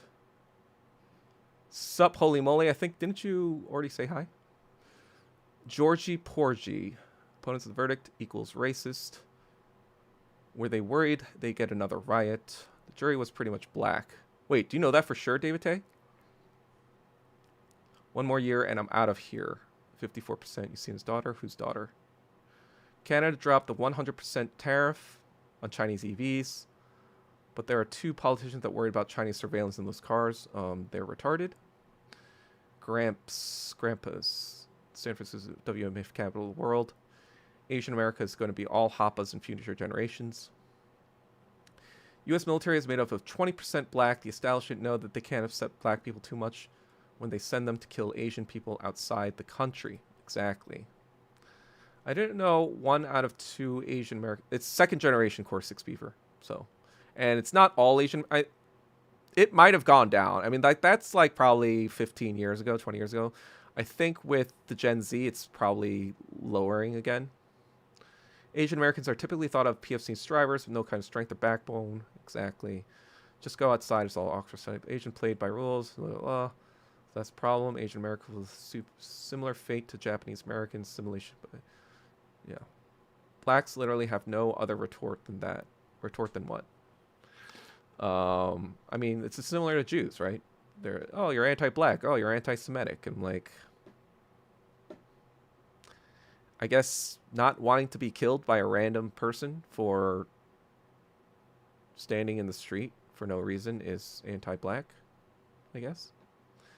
Chinese paper reported Chinese gangs in New York were walking around Chinatown during COVID, if I remember correctly. Maybe. I don't know. I do know that one place that were rare anti-Asian hate crimes during the whole stuff was Koreatown. Not that those kinds of rooftop Koreans still existed, but I think just the fear or just the reputation of that kind of made Koreatown, ironically enough, one of the safest places during 2021. I like how we talk about the blacks on MLK Day. The blacks, well, they're going to definitely call you anti-black, David Tay, for saying the blacks. But like I said before, MLK, he was just Black Trotsky. You know, he was just like a shill for the establishment, and Malcolm X called him out too. He called him an Uncle Tom. I mean, he kind of changes too. He kind of softened up a little bit, trying to get the Voting Act stuff in Selma with him, but for the most part, Malcolm X was like, yeah, he's another shill too. That's why I fuck with Malcolm X. He's not afraid to say the truth. He's not afraid to say what's actually fucking real. And there ain't no Malcolm X Day.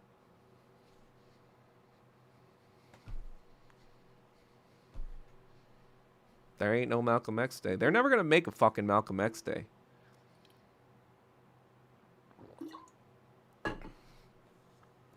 You're David Duke. Yeah, the David Duke of Asia, I guess. Muhammad Ali, the place, blah, blah, blah. That's what. Oh, yeah, you said there's some Afro Samurai, cringe. MLK fell for it again, awards. Duke University. Yeah. And after he kind of wizened up, they killed him a year later. You know, when he said anti-Vietnam War stuff. And you know they killed him on purpose because he was killed exactly 1 year after that day. That's what this is like fucking sick shit. Like they did shit. Mossad, CIA, MI6. They did shit and they made it symbolic so people knew. People who would, and it was almost kind of like, what the fuck are you gonna do about it? Like we could just do this, you know. Duke University only started celebrating MLK Day in 2008. I remember being asked if I wanted to join first MLK Days. Being shown around, I said, I'm good. Our parents get tutors and prep programs. Instead of the latest Air Jordan drops, we get made fun of for wearing the same outfits 2 days in a row. No name seekers. Obama sucked for Asians. Yeah, Obama sucks in general. She was in Ghana, I think, when LA was burning. Yeah, base is obviously NED. Check out Nootropics. That's random. But yes, I've already have checked out Nootropics. Got my Nootropics right now. You know, got my omega-3. You know, got my magnesium glycinate, etc., etc. Whatever. Anyway,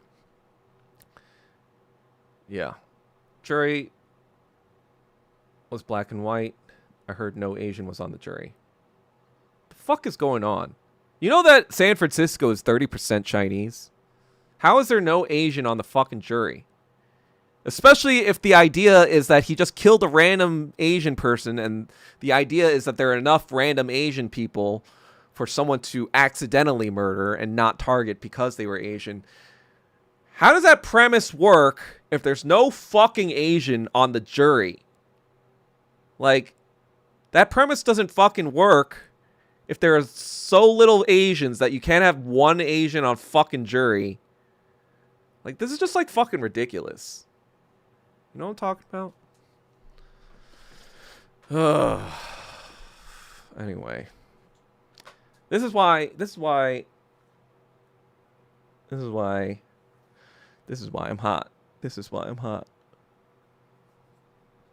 But, you know, 2021 was a different time.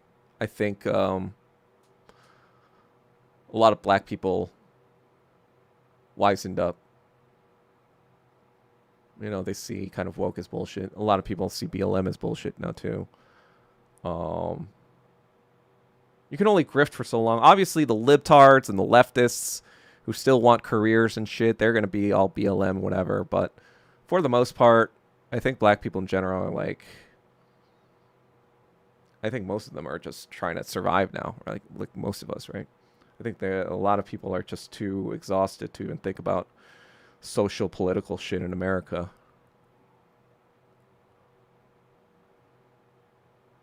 Mamdani is retarded. Mamdani is just a fucking SAR. They're all fucking SARs.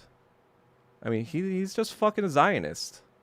Doesn't fucking even, like, whatever he says he's gonna do, it's just gonna be retarded. Well, I think the CIA killed them all, or had a hand in it, but they probably also had assistance from the FBI. It's kind of like, you know, CIA definitely killed JFK, that's for sure. That's outside of the FBI's pay grade. But as far as the domestic threats, you know, that's more within the that's more within the FBI's purview. So I'm sure if MLK, and I do think though that the CIA was more involved with Malcolm X than they were with MLK.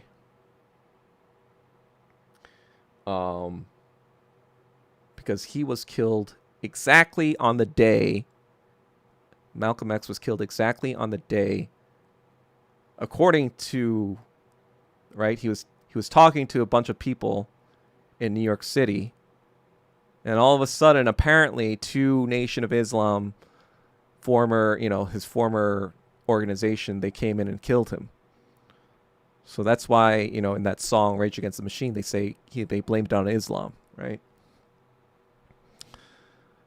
But the ironic thing about that is that on that day, the last thing Malcolm X had ever written for a political thing was called Zionist Logic. He didn't write it that day, but he wrote it before he left the Middle East, because he was in the Middle East the previous year. During this time, he talked to a lot of Muslim people because he was Muslim, right? And they told him a lot of the Nation of Islam shit was bullshit, like the Yaqub stuff and all this other whatever. It's like, oh, okay. Yeah. Well, that makes more sense. So he kind of like understood Islam more from a theological perspective, but also he talked to a lot of people about what was going on in the Middle East, right? Especially about Israel. And so he wrote this piece called Zionist Logic from, an African American's perspective on what was going on.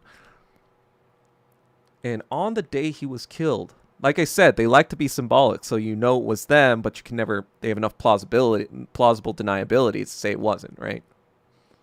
So on this day, at some some Arabic conference, like Congress in the Middle East, his piece was being read to those people.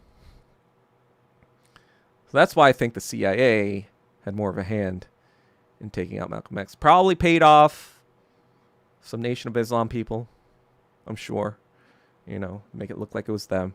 Make it look like it was ongoing beef between Elijah Muhammad and Malcolm X. Because if you guys remember, when the reason Malcolm X was in the Middle East to begin with was that at the end of 1963, November, that's when JFK gets shot and killed. And when asked about it, when reporters asked Malcolm X about it, he said, well, the chickens have come home to roost. Basically saying that America's imperialism had caught up with it. So after that, Nation of Islam made a gag order on Malcolm X. They said, you don't no longer represent this organization and you need to take a break. So that's why he went to the Middle East, because he was kind of like on house arrest by his organization.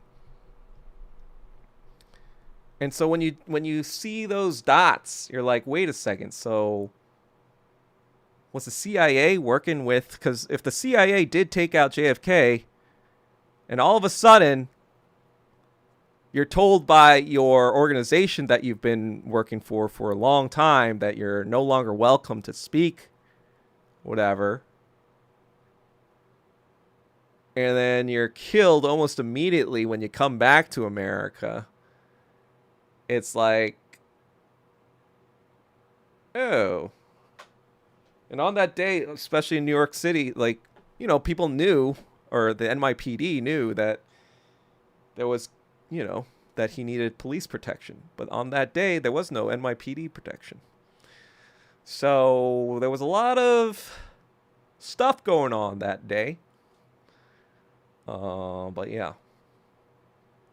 This is all stuff that I've been researching, because everyone was like, you don't know the full story, you're anti-black. Well, I actually probably know more about that than you do at this point. Yeah. Yeah. Yeah. Oh, so I got some numbers from Canada. So the total Asian population is around 19.3% of Canada's population of 36.3 million. 7 million people in Canada are Asian. However, 33% is South Asian. They're SARS. So that means East Asian, Southeast Asian, and West Central Middle Eastern make up 2/3. East Asian is 31%, so not too far behind. So another 1/3 is East Asian. Another 20% is Southeast Asian. So around 50%, around half of those. What the fuck, man? Around half of those chinks, they kind of look like us. So that's 3.5 million people that look like chinks.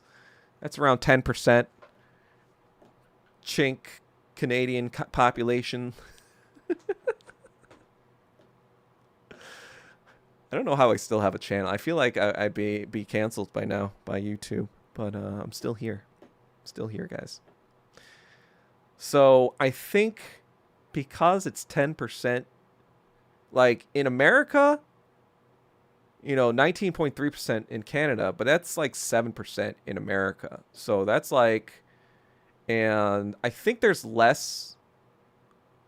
It might be kind of like similar breakdown. Actually, let's about same stuff in America. Let's see. Let's see some interesting stuff. All right. Jeets are just yes men for Jews. Jeet Jews. SARS. Jew SARS. America's too worried about the kill line. I don't know what the kill line is. What's the kill line again? There was that white trash article coping because China started to highlight the kill line. What's the kill line again? Got you on 2 screens. Oh, thanks, Ivan. Ivan's one of my big supporters. My big backer. CIA exhibiting a serial killer behavior, leaving a signature behind. Exactly. Exactly, Core 6 Beaver. Toronto's Chinatown is pretty cool. I've never been to Toronto. Actually, I think I've been to Toronto when I was 2, but obviously I don't really remember anything about that. All right. So around similar breakdown, actually. 30 to 30. Oh, actually, there's more. There's very little Muslim people or Central Asian people. We are a higher percentage of the Asian population. So East Asians is 38 to 40%. Southeast Asian, 32 to 35%. So that's around a 70 to 75% chink ratio. Chink to SAR ratio. Is that right? Might be a 2 to 1 SAR ratio. 2 to 1 chinks to SAR ratio. 2 to 3 to 1 chart. But anyway, the point is, we are still less of a population overall in the overall American population than we are in Canada. So that might make things more interesting in Canada because, like, obviously, the Asians in Canada are like, yeah, that's fine. Especially the Chinese people. You know what? They're like, Asian people, if not for anything, most of us are pragmatic, right?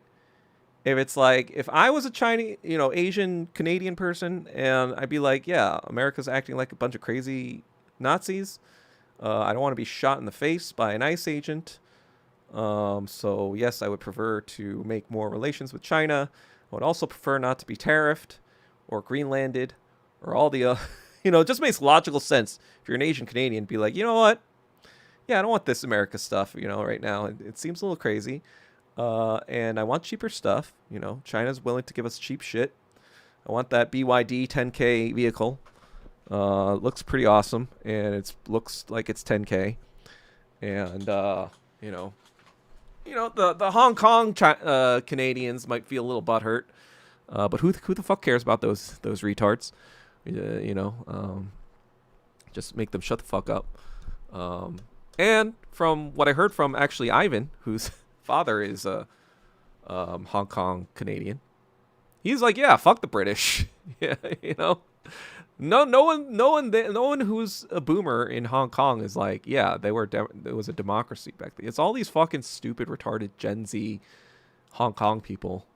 These libtard Hong Kong people in Canada or America that are like anti-China. So like, for the most part, I feel like,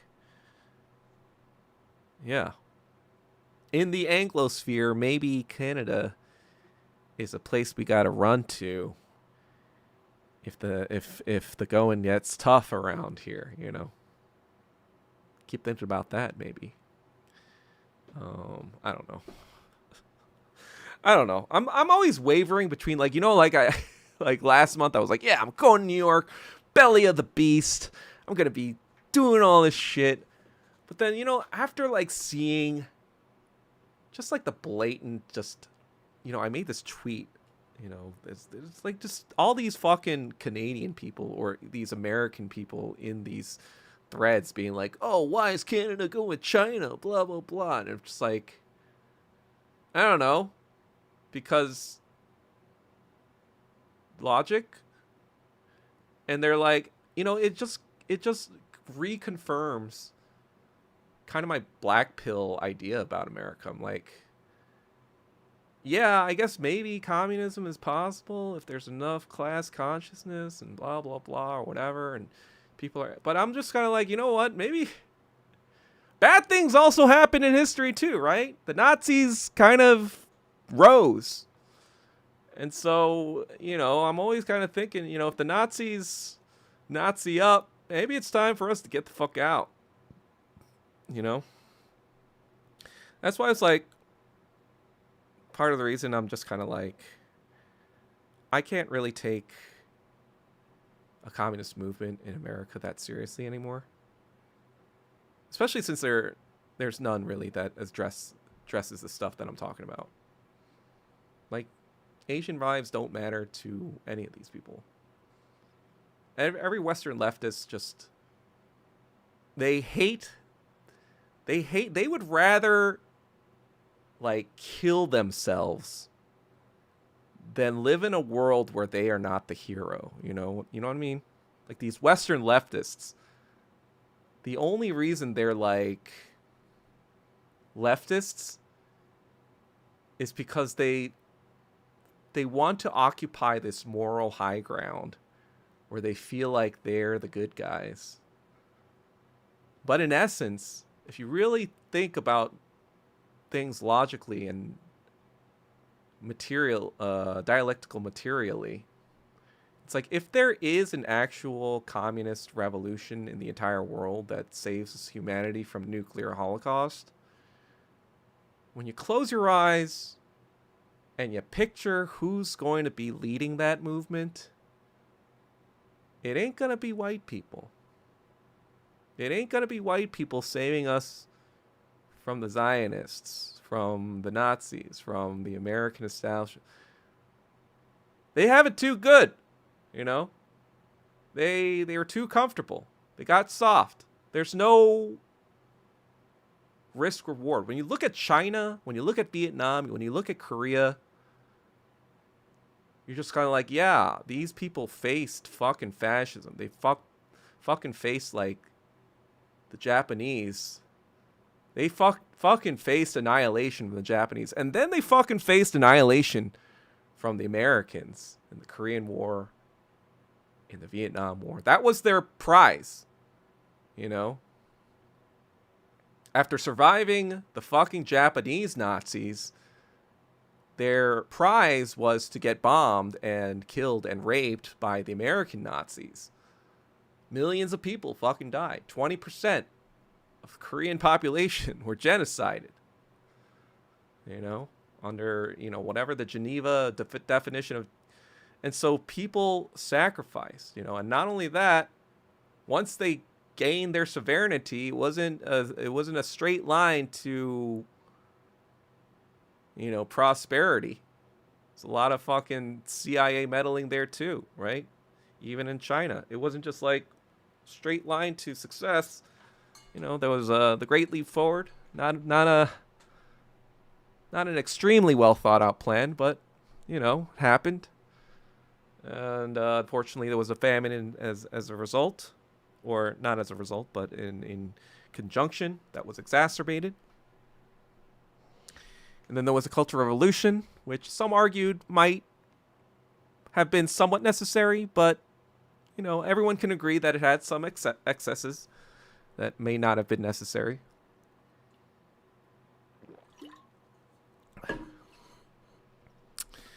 But yeah, there was a lot of hard work, and even after the Deng Xiaoping era, it wasn't like they were all of a sudden they were all rich and glorious. Everyone had to work hard. All the Asians, all the Chinese people, they all had to work hard. They all had to work hard for the thing to happen today. And what about America today? Most Americans, even the leftists, they grew up in privilege, right? They didn't have to make that happen. Especially all the leftists talking online on Twitter or whatever, blah, blah, blah, about how, they have all this discipline and grit. And like, you guys have no idea what that is. The average Asian American, in fucking, the ones that you all call fucking petty bourgeois or labor aristocrats or whatever the fuck, They had to work to get that shit. It wasn't like they were fucking handed that by just being fucking Asian. You know? Like, a lot of us had to work, a lot of us had to sacrifice a lot of shit. We had to sacrifice those spring break. This is what I sacrificed, right? Spring breaks, social life. A lot of fucking shit. Like, and I'm not a unique person in that, right? A lot of us had to sacrifice, our dignity even. Being treated like a fucking Asian man. I mean, for lack of a better term. I mean, like, y'all know what I'm talking about. But these Americans, especially these Western leftists who want to LARP as communists now. Like, well, we actually, even though we weren't communists, we got treated like communists because that's what the racism was about too. It was like, oh, these foreign communists, some Vietnamese people were actually like fucking killed in America by these fucking Vietnam War vets. Like, just for being fucking Vietnamese. And it's like, it's just fucking funny to me when these fucking Western leftists try to talk to me about discipline. Try to talk to me about what it takes for a revolution. Try to talk to me about all this fucking bullshit. And I'm just kind of like, you know what? Okay, well, have fun doing your shit. I am going to be talking to the people that actually matter to me. Other Asian people like you guys, most of you guys. Because, like, the other thing, too, is that, like, the average tech person, the person who knows about, like, science and technology, I'm not talking about a tech bro who's fucking LARPing, who's just, scraping fucking, value off other industries. I'm talking about, like, people who are math, science oriented, like STEM, whatever, have a genuine interest in, like, fucking shit, right? Like, you could take 10 of us and we would be more powerful than, like, a random 1,000 leftists in trying to start shit. Because, like, they wouldn't have the fucking faintest idea how to, like, organize or whatever in any actual real material capacity. Because because of the negative dialectic of being an Asian person in America, a lot of us have gone through the shitter. We know what the HR fields, we know what it takes to get something accomplished. You know what I mean? We know what it takes. Like, it's like the Crucible effect. It's like, because we've beat down, we've been forced to find every single other backdoor, every avenue to, like, figure out what it takes to be successful, what it takes to get progress, what it takes to get shit fucking actually done. And yeah, I mean, that's kind of the reason I'm just more focused on talking to y'all these days. It was primary shit 5-6 years ago. And now it's primary shit now. Because, like, fact of the matter is, like I said in the beginning of this, in this topic, Asian lives really don't matter in America. And they don't matter to anyone. Any political organization in this fucking country. I know, because I've checked them all out. And so, if nobody's going to care about us, well, I guess I'm just going to have to do that job myself. And so, I don't know. I wish there was someone else to care about us, and so I can join that organization or whatever. But that organization just does not exist today. So, yeah, Sorry, I guess I got a little emo, or a little depressing, I guess. I don't know. Let's see some of the comments here.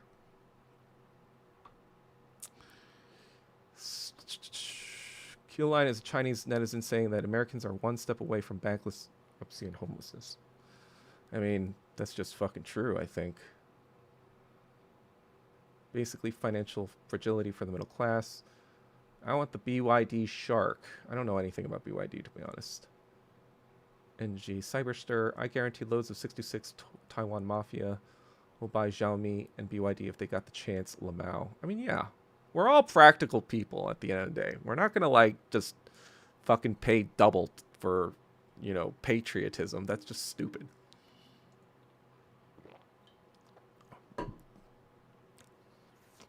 And that's the other thing, too, about, like, patriotism in America. It's like, that never existed. You know? Patriotism in America was just like,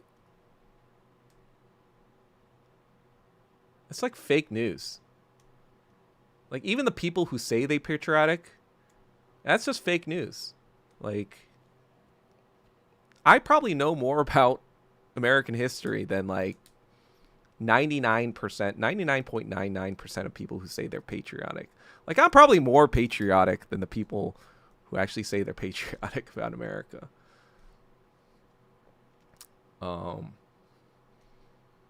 Like, it's just like this country,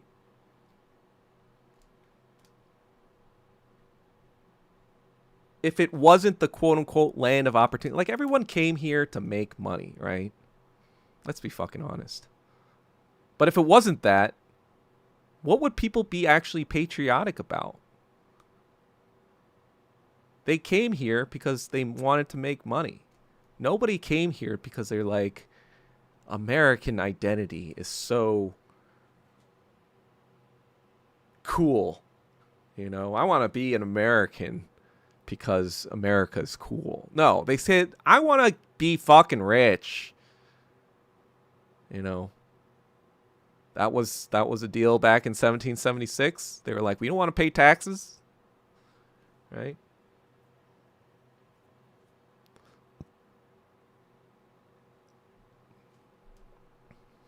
Anyway.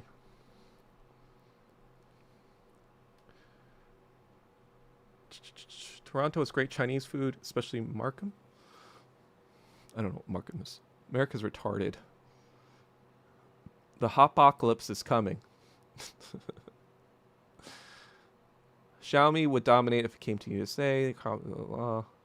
Chinese cards bad. Chinese phones bad. Chinese drones bad. Chinese AI bad. Chinese Western corporations can exploit good. Yeah, seriously. So good. Yeah, Toronto has the best Cantonese food. Even David Chang says. David Chang is a fucking fat fuck retard. I'm sorry, Ivan. But he is. Apocalypse will be a one generation crash out on the way to 3-4. White. Oh, God. China's century of humiliation. Yes, I miss Toronto. Also, they have solid Indian food and beef patties. Westoids quote by thinking China can only make cheap quality, low quality stuff. We got a lot of South Asians in Toronto, haha. I don't think Hoppas understand how little fuck Asians worldwide will give about them within a decade, but I will say they will have more of a clue than their WMAF parents. Brampton, how many times I have been mistaken for a Chinese food delivery man? Same here when I'm carrying my food home. When I used to bring food home. Wait, still? David. It's kind of funny, actually. A lot of woke leftists cry about Asian Americans outcompeting them when we're no longer the varsity league Asians. They think they're going to survive against competition out of China. That's what I'm saying. Like, some of these Marxists, I'm like, even if we became Marxist Leninists tomorrow, like, by the fucking grace of God, somehow we had Marxism, Leninism in America, it would take probably 2 generations, you know, a Gen Beta and a Gen, what's the C word in Greek? Gen sites? I don't know. Gen something. Gen Delta, you know, skip the C. Gen Beta and Gen Delta, you know, we're going to have to re-educate everyone to not be fucking retarded, because Gen Z is a total disaster, and Gen Alpha is also looking like a total disaster as well. So it's up to like us to retrain the American society to be not a disaster. And so we'll probably, you know, it would take 30 years for things to like start to look like we're productive again. But yeah, there's just no fucking discipline in America. No one here knows what they're fucking doing. You know, even me compared to probably a North Korean. You know, like I think it's funny that some people think that North Koreans are the most propagandized people in the world. It's like, no. Actually, North Koreans probably know the most truth in the world because they don't get any of the American shit. You know, I saw like this fucking like elementary school textbook of history in North Korea, and they're like teaching people about like, you know, imperialism and World War II and exactly what happened. I'm like, holy shit. Like, I'm probably a retard compared to the average North Korean, you know? Like, you have to be a fucking genius probably to be in North Korea, because like, how else could they like fucking develop nukes and like all this fucking subterranean networks, and you know, they're hacking fucking Bitcoin all the time or whatever, or hacking all these cyber exchanges. They've got to have like fucking smart ass people do all that shit. And it's like, oh, they're the most propaganda. Like, first of all, if they're that fucking smart, how the fuck are you going to propagandize smart people? People that fucking smart? That doesn't even make sense. Like, you guys are all fucking retarded compared to like the average North Korean. That's the fucking truth of the matter. I'm fucking retarded compared to the average North Korean. Like, you know. I have a weird fetish for guerrilla war tactics. Well, I think drone warfare has made a lot of that obsolete. Apocalypse is coming. Future of Asian America is Hapa and Quapa. Oh, God. Knowledge talent pool is now global by default. Affirmative action all you want. Just going to be softer and weaker when you go up against dragons out of China. Exactly. You're black-pilled, bro. Many of us are, too. Nobody cares about us. Nobody cares about us. So that's why I gotta make us start caring about our fucking selves. Asian lives matter to us. You know? Because I feel like a lot of Asian people are too black-pilled. They're like, oh, nobody cares, so I'm not gonna care about me. Like, no, fuck you. Care about yourself. Dumb fuck. God. And care about your fucking community. Care about this fucking vicious shit. This would anger every other fucking community, but like nobody even knows that it even happened. You know, part of that is, you know, obviously propaganda, but part of that is all our fault too. We just like try to go on as if nothing happened, like a bunch of retards. And I'm like, we need to like not keep doing that. You know, when an American car sucks, they slap a flag on it. You are a true cowboy. I am? Am I a cowboy? Dougie, do you sometimes wish that your parents stayed in South Korea instead of immigrating west? That's an interesting question, actually. Think about that sometimes. But, you know, knowing South Korea, it is a different kind of matrix, right? It's still within the American sphere, and maybe I'd be propaganda, like maybe I'd still be stuck in that matrix, you know, not even, you know, I'd probably be working for Samsung or something, you know. I don't know. It'd be very hard to say because I would have had a totally different experience, right? I don't know what the Korean educational propaganda machine would have pumped out, right? I think it's likely I would have been even, you know, part of the machine still. You know, it'd be like, you know, working for the Samsung dynasty. You know, part of that, I guess. I don't know. Maybe I'd be a doctor. Who the fuck knows? I think if I had the same personality that I do right now, I'd eventually have woken up. But I don't know what that would look like. If I would have left the country, if I would have stayed in the country, if I'd be a dissident, if I'd be killed by the KCIA or something. I don't know. Who the fuck knows? I guess in general, though, I probably would have had a lot less trauma. I guess. I think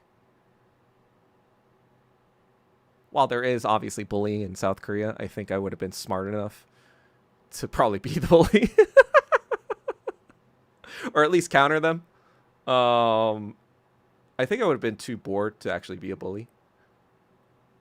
Not too bored. I would just be not motivated enough to be a bully, really. Because I feel like bullies, like, in general, they're kind of compensating for something. And I never really felt the need for that. But yeah. I don't know. Let's see.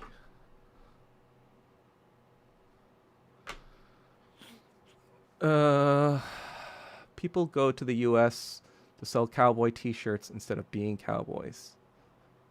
Starside, do you ever, are you old enough to know about that song, Where Have All the Cowboys Gone?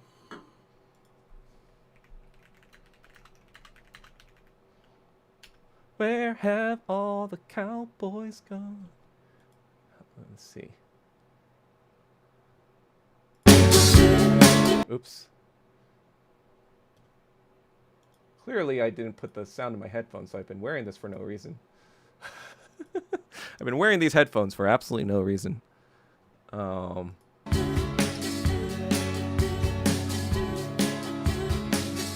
right, I'm not gonna play that.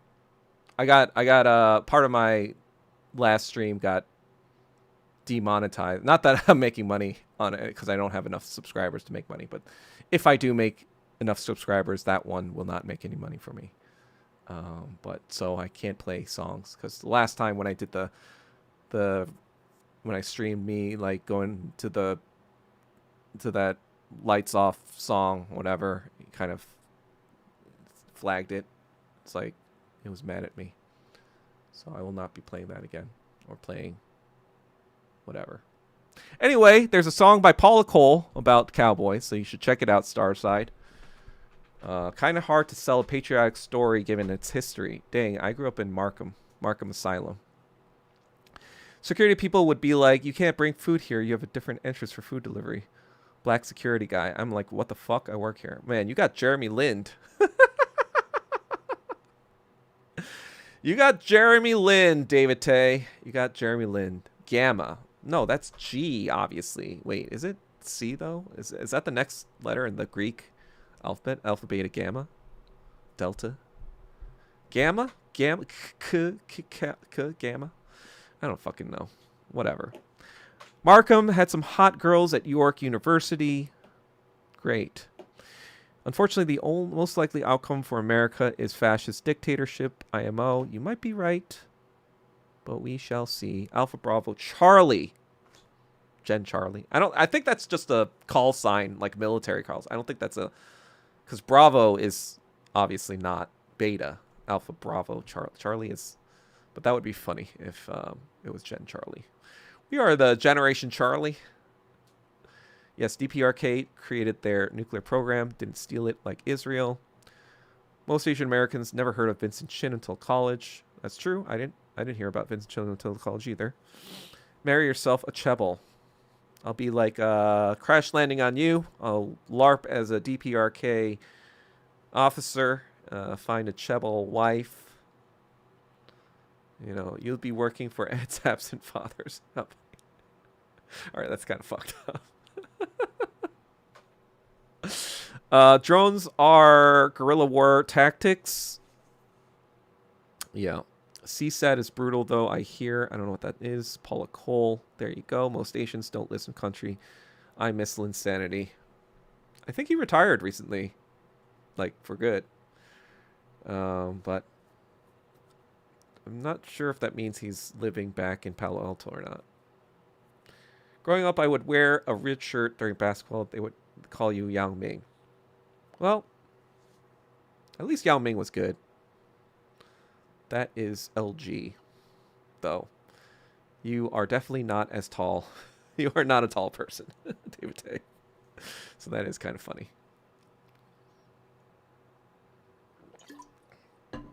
You know, back in the day when they call you Jackie Chan or Bruce Lee, you know, in 1990s, at least they call you Bruce Lee. Nowadays they fucking call you Ken Jeong or some shit. I mean, no offense, Ken Jeong. I mean, he was friendly to me, so I can't hate on him too much. But you know what I'm talking about. Sorry, Ken, if you're listening. You're probably not. Who cares? I don't know. Whatever. Life sucks.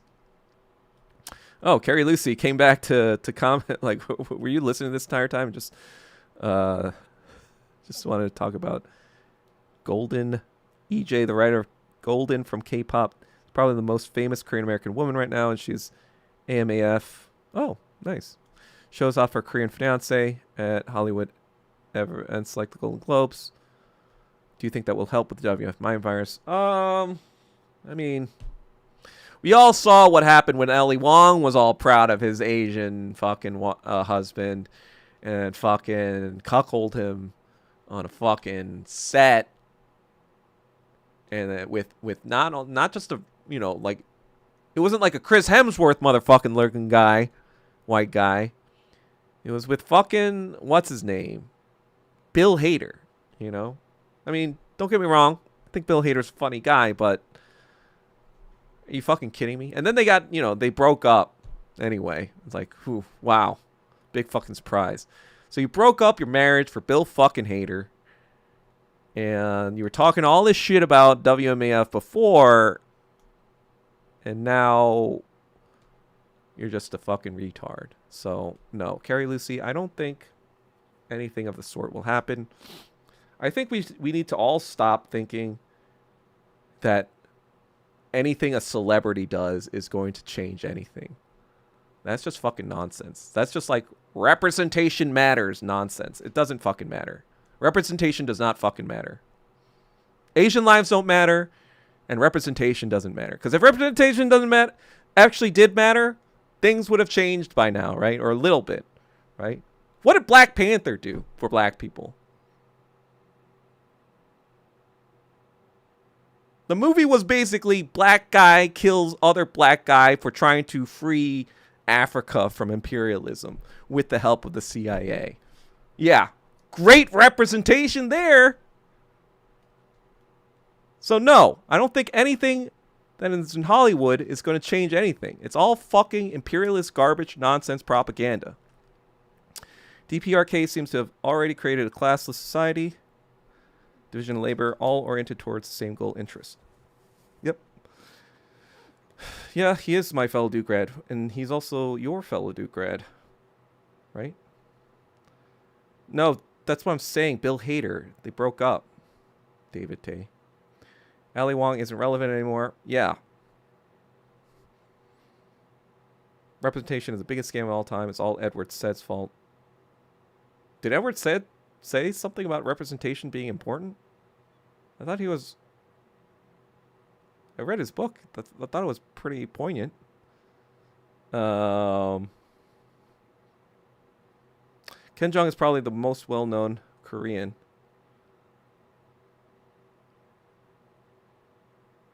Is he the most known Korean, like, Korean celebrity?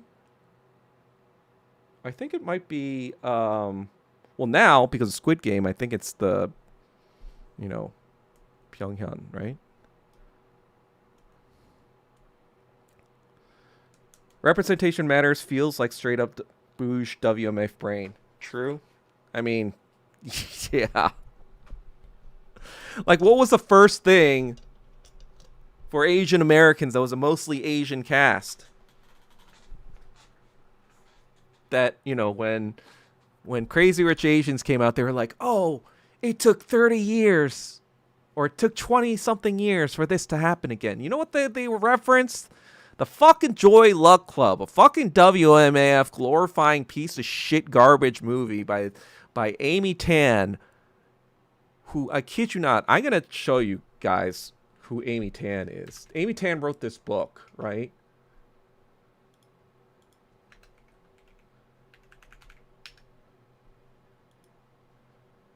I shit you not. I fucking shit you not. Let me see. How do I... No, I don't want to... Fuck. I shit you not. Damn it. How do I live without you? Open image, new tab. There we go. How do I live without you? All right, let me see. All right. There we go.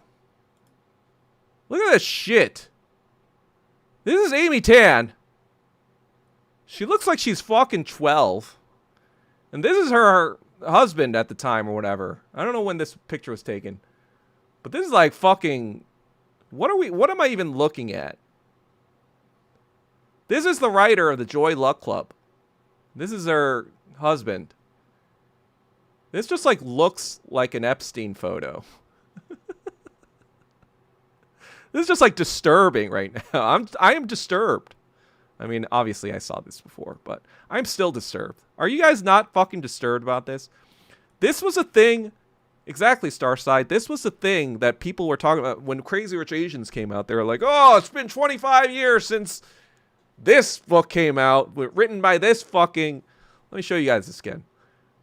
By this author, you know. It was the first time I felt seen on screen as an Asian American.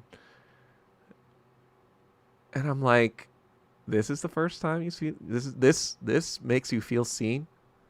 This fucking shit makes you feel seen? This dude? This author is the one... This author is the one that made you feel seen? And then right after Crazy Rich Asians, right, where they have the Hapa dude, they couldn't get a full Asian guy to be the lead. You know, even though the story itself is that he's supposed to be from this dynastic Singaporean family that's supposed to be pretty much pure Asian, right?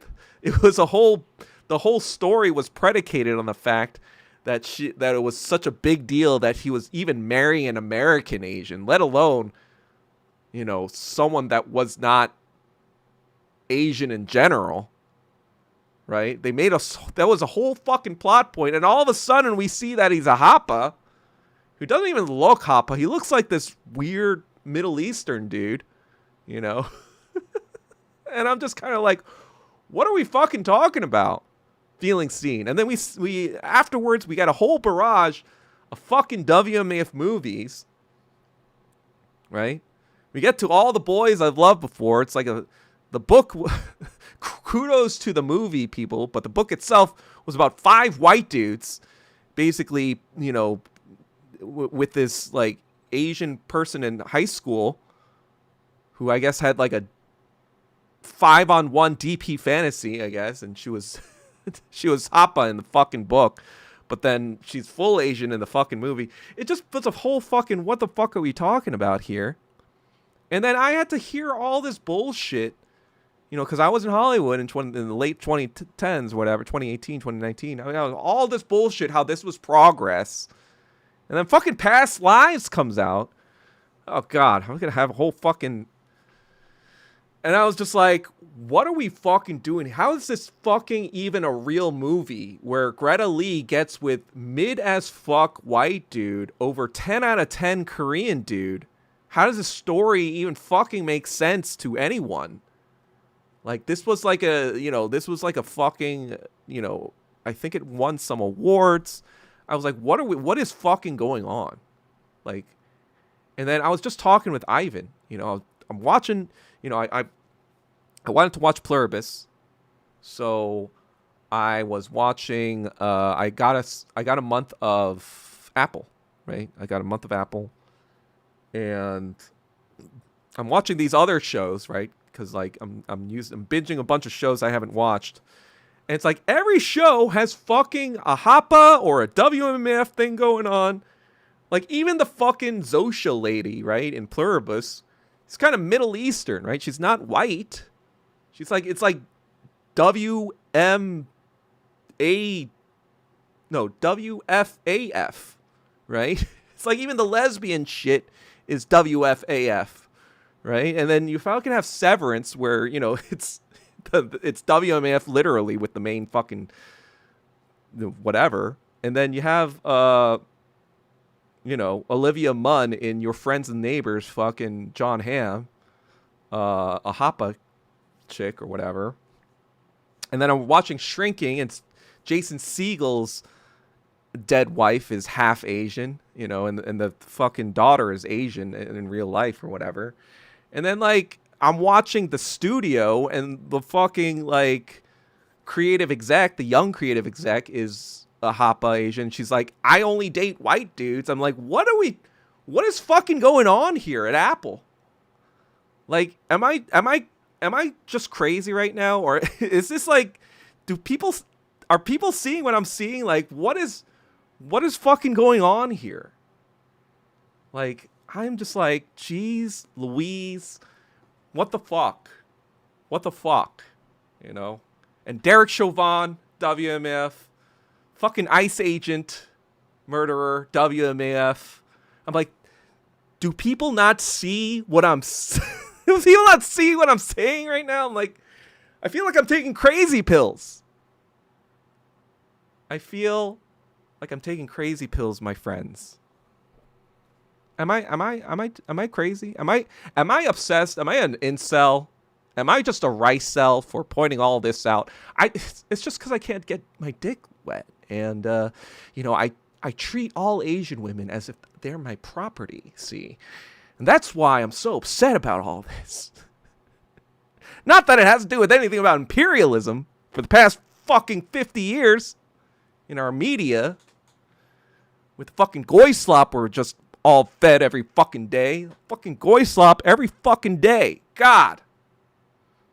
Oh, I've been noticing, Andrew Yu.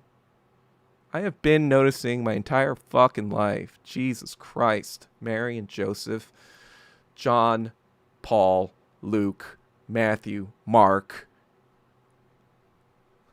Peter, Thomas, I don't know, all the disciples, Judas Iscariot, John the Apostle, who else is there? Nicodemus. All right. Sorry. Starside, you got me worked up there, Starside. Oh, well, I mean, Sed's concept of Orientalism was true. It's just, yeah, I think, like, the imperialists use that to whatever. Better luck tomorrow. Better luck tomorrow. I mean, it's one of the rare ones, but it was made by a Taiwanese guy. So I have mixed feelings about that. People know Chenjo, blah, blah. You can't talk about the East unless you're from the East. Wait, what's that from? Margaret Cho's TV series of Joy Luck Club. Joy Luck Club wouldn't have gotten as much well-deserved hate if there was other films that humanized Asian men in that period. Disgusting. Instead of cuck chair, the WMAF chair. Exactly, Starside. See what I'm talking about? Wait, Starside, are you Asian or I think you're Muslim, right? I think. Why is she dating John Holmes? Who's John Holmes? Paging Woody Allen. Oh, God. Woody Allen. Like, Woody Allen. Like, God. Woody Allen. I mean, how fucking disgusting is that? I actually ran into them in New York City. Not ran into them, but I saw them walking across. The same way David Tate runs into random people like fucking Yeonmi Park all the time. I ran into them before, walking around.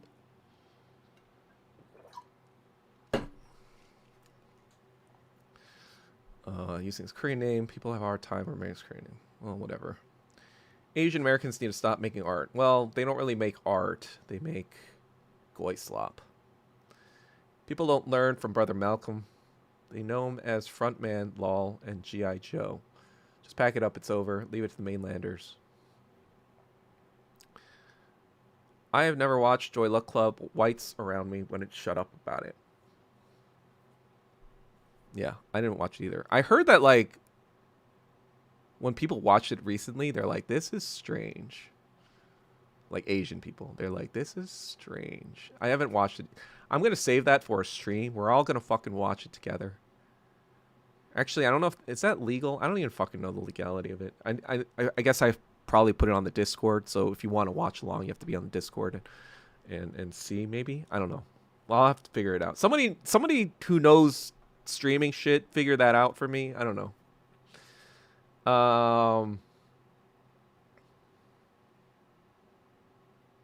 True for the most part, but I'm doing my part. You're one of the few exceptions. What are you doing your part for? Oh. Korean dude was out of her league, though. Wait. What are you talking about? Korean dude was out of her league?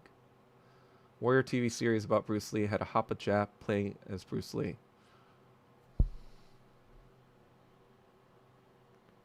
Wait. Warrior TV series, that's not about Bruce Lee. That's a concept that he had that was made by his daughter, I thought. Bruce Lee didn't exist until, you know, much later than the Warrior TV series. To all the WMs I ever AF'd. That's pretty funny. Same thing with Severance. His wife. That's what I said, David Tay. I see this Hoppo push as desperation more than anything else. Yeah, and, you know, it is Apple, right? So I'm like, oh, maybe they're catering to their primary audience, people who own iPhones, Asian women, I guess. Make them feel better about being WMAF, you know, legitimizing it. Friends Season 2, Yellow Knight stream is what I look for. What's Frieren Season 2? What is that? Thanks, Core 6 Beaver. You're noticing. Derek Chauvin, WMF, that's where blacks, that's why blacks were dating Asians. That's actually kind of funny. WMF is such a meme. Yes, the rant I've stayed for. Yeah, you know. Yeah, Starside got me ranting. It's all good. It's all good. You know, I like ranting, actually. I just pretend like I don't for posterity. I only watch shows with 0 Asians on it at this point. Actually, that's true. I like watching shows, but, you know, Severance is fucking pretty good show, so I like watching it. And it's not like the WMF is that over and over again. I'm not going to steal it, but it's like kind of like more of an ancillary part of the story. I'd watch Cast of Whites. The Whites! Ran into Woody together, bro. Wait, was that us together? Oh, maybe it was. I guess you just run into a lot of famous people. Tell them the biggest fans. Of course, Season 2 is great. I'm tuning out to that stream. I bumped into Jon Stewart the most. I'm Muslim, but I've seen this similar WFAF cuckold reformist attitude in my community for decades. I mean, yeah, Starside. I mean, I'm seeing it. We're seeing it now with Iranian feminists, right? We're like, what the fuck is that? What the fuck is going on there? You know. But I heard from, Starside. Do you know QFK? He tells me the same thing happens with Armenian women, though they are more. Yeah, it's just like when I guess any immigrant women comes to America, they just either want to get with the whites, or in the case of Armenian women, apparently the black Americans. Even went through Malcolm X pipeline as well. Oh, yeah. I mean, I guess that's also understandable because you're Muslim. Yo, dog, what do you think about that Chinese story dude on YouTube? He's pretty entertaining, minus the dick talk. Are you talking about the one who's like super like conspiracy theory guy, the guy who has glasses on and kind of like speaks with a little bit of an accent, and he's like, this is why the Knights Templar in 1095, you know, blah blah blah, that kind of guy. Canadian kid. I don't know who you're talking about. Canadian kid? Chinese historian dude on YouTube. Can you link? I don't know who you're talking about.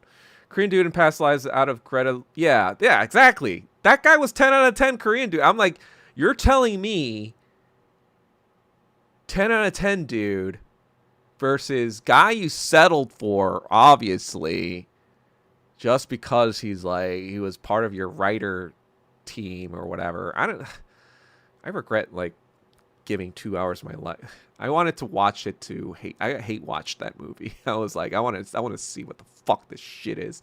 All people are giving all these fucking awards to. And Greta Lee being in studio also pissed me off because she was talking about past lives, and I was like, God, fuck you, stupid dumbass bitch. QFK is funny. He's a little spurgy, but he's funny.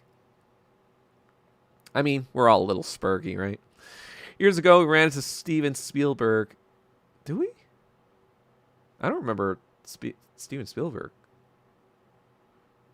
Oh, well. Well, New York City is, I believe it is 25% white, and half of those white people are Jewish. So 12.5% Jewish. And out of a population of 8 million, that means around 1 million Jews live in New York City. So probably going to run into a few of those if you're in New York. Canadian kid. Professor Jiang? I mean, if it's Professor Jiang, I think he's kind of gone a little whack cuckoo recently, talking about how they're going to populate Greater Israel with Filipino and Chinese people with microchips in their bloodstream. I'm like, all right, Hideo Kojima, you need to cool it with that idea because that sounds ridiculous and retarded. But who knows? Maybe he's right. Who am I to judge? But it did seem a little sci-fi crap, whatever. And I was like, this seems like a psyop. This seems like a more complicated psyop. But I don't know. I don't know if that's who OG Shrapnel Nerd is talking about.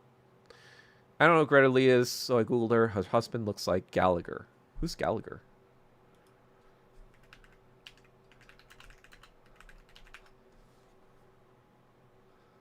Oh, God. And they're never even, like, hot white dudes either, right? You know? You know, in my life, like, there'd be girls I'd be into and have a whole fucking dramatic thing with. And every time, they would get with dudes that would be, like, total fucking Muppets. Like, they would be Asian dudes, but I'd be like, God, can't you, like, get with, like, a hot, like, Chad? So I'd be like, yep, that makes sense. That makes sense. I get it. But no! It's like, they always get with these really dorky fucking Muppets. And the same thing with WMAF, right? If it was like fucking Chris Hemsworth, or like, I don't fucking know, you know, Brad Pitt, or whatever the fuck, I'd be like, okay, yeah, that makes sense, you know? It's a good looking dude. But it's fucking Russ Armstrong. The fuck is that? What the fuck am I looking at right now? You know? I used to have a crush on Jamie Chung as well. It's kind of aged.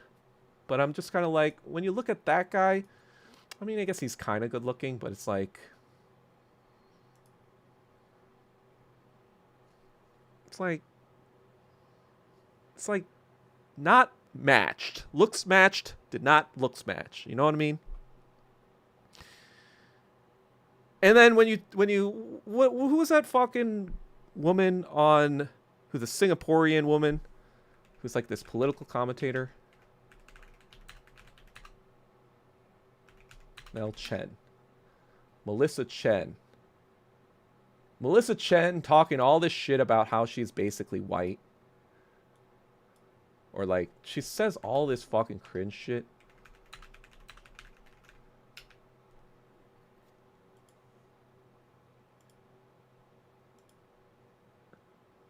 That's not him. Wait.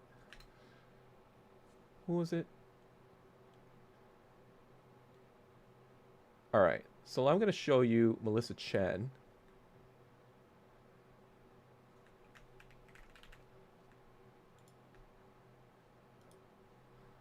All right. Here we go.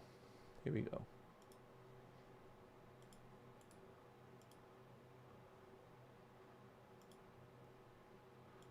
All right. So this is Melissa Chen over here, all right? All right. You guys see that? Kind of whatever looking.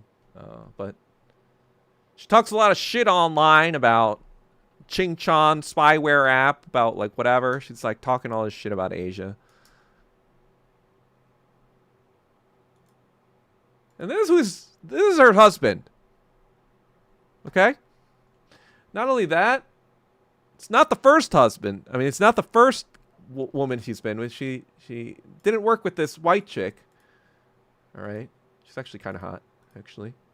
But obviously it didn't work out with the white chick, because the white chick was like, probably woke up one day and was like, oh God, what the fuck am I next to? And so she got sloppy seconds of this guy.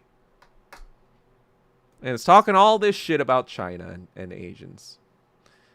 And I'm like, what am I, every day I just feel like I'm taking crazy pills.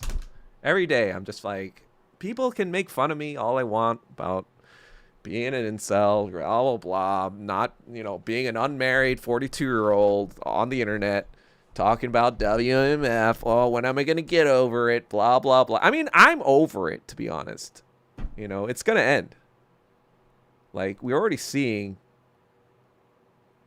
white women in America being like, look, I don't want to be fucking poor and destitute in America, and I don't want to be shot in the face by an ICE agent. How do I get a Chinese dude to fucking run to China with? We're seeing AMWF going on. There's incentivization going on, because like at the end of the day, interracial marriage, especially in America, it's all hypergamy, right? It's all chasing after money, privilege, whatever the case may be, right? That's at the end of it. That's the most simplistic explanation. Women want money, right? So it's understandable. WMF, we get it.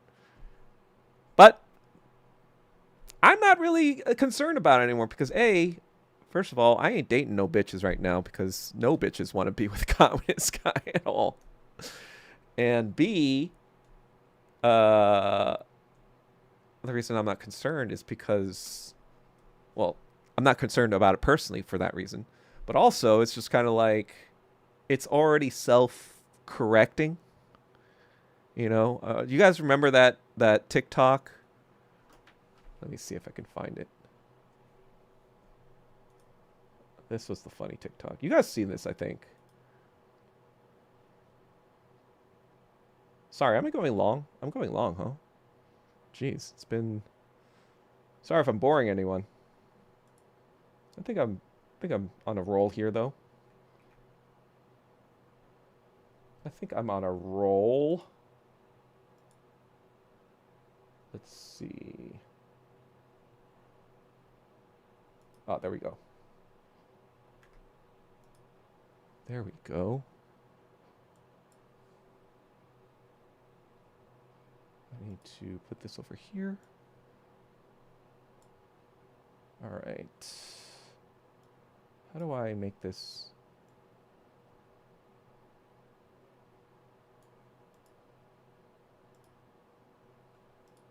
All right, here we go.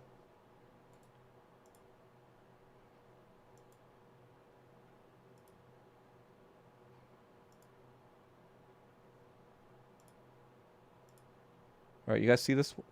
See this? I don't know if this was staged or not. I think this was like 20% staged. 20% chance staged.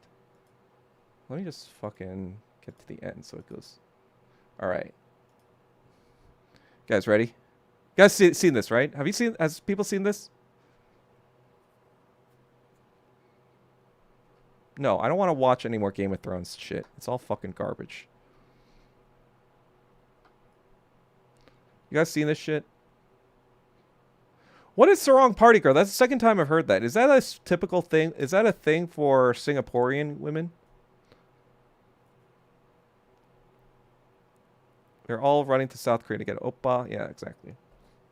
Was that the name? I was trying to look for it. David Teo couldn't finish the first game. Who the fuck cares? Game of Thrones sucks. Anyway, you guys see this? Did you guys see this before? I'm gonna play it. How many people are still here?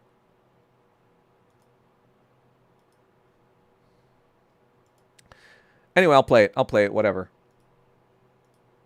I'm also not into white guys, and I don't know. I something about like the colonialism look isn't really my thing, and I could colonize you, girl. no, I'm really good. I really don't want to be an Oxford study, and I just feel like the blue eyes, there was a thing about it being like a sign of inbreeding, and I definitely can see it when you say you're a little mentally deficient, because I can tell, you know, just, I'm also... I can tell. That by far, that's the reason I think it might be staged, because it was like, it almost feels a little too good to be true to see Asian woman, because like that was by far the most offensive an Asian woman has ever been to a white guy on like anything televised like that. And she's a little bit of a baddie too, so I was like what's her at though? What's her at, bro? But I was like,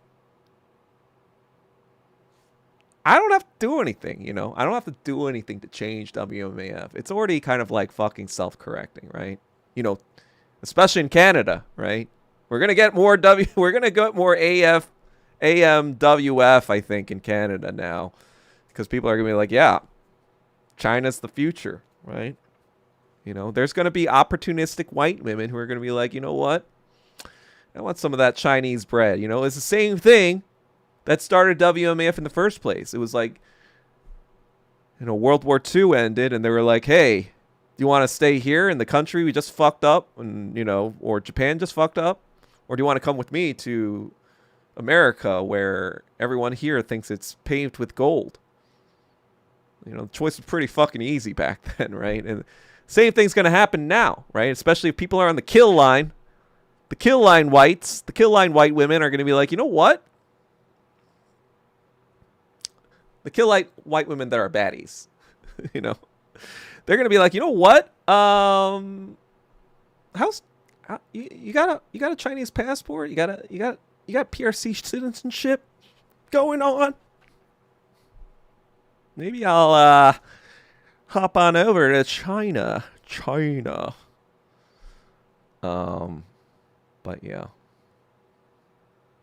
based if not staged, exactly. Starside. I think it wasn't staged because she was a little awkward. She wasn't. It wasn't a smooth thing. She was like, but the whole like recessive gene thing. I was like, I didn't even think about that.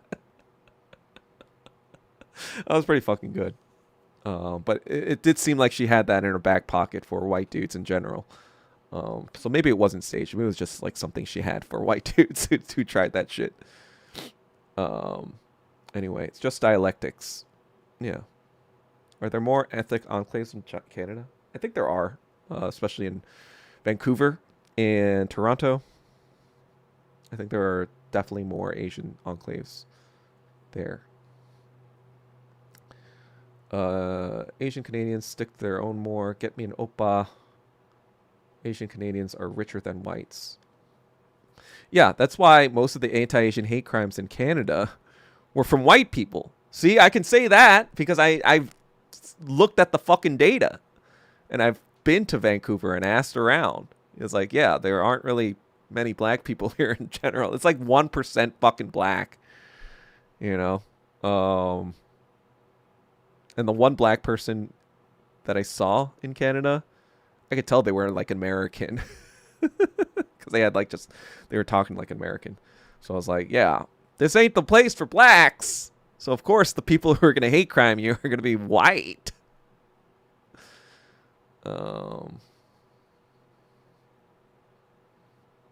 She had a Chinese husband for a year, immediately divorced him for a white guy when she fled. Well, there you go. Holy Cow's got more WMF mind virus information for me.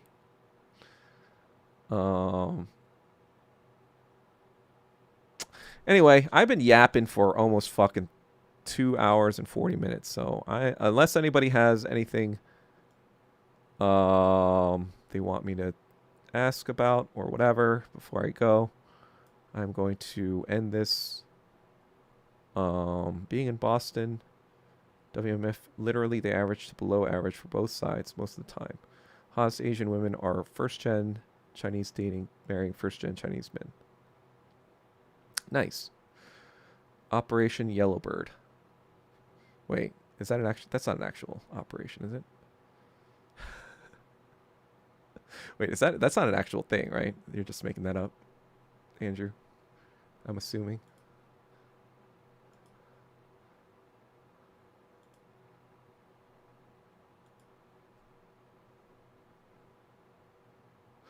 Well, it's time to go to Korea. It's time to go to Toronto then. Wait, what is Operation Yellowbird?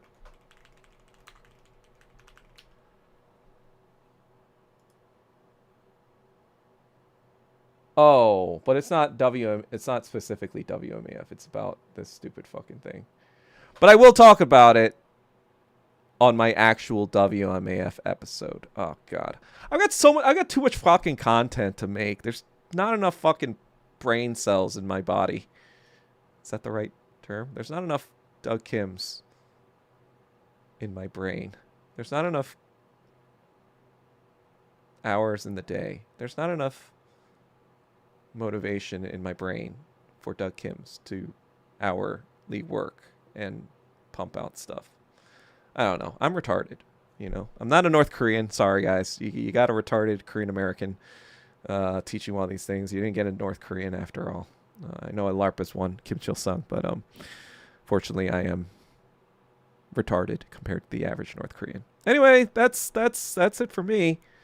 Just for the record, I'm mostly here for books, movies, not the WMF stuff, so it's funny as shit. Thanks. I like to keep things entertaining, you know. I will just, you know, this is primarily a chat for Asian dudes, I think. I think I have to be pretty honest about that.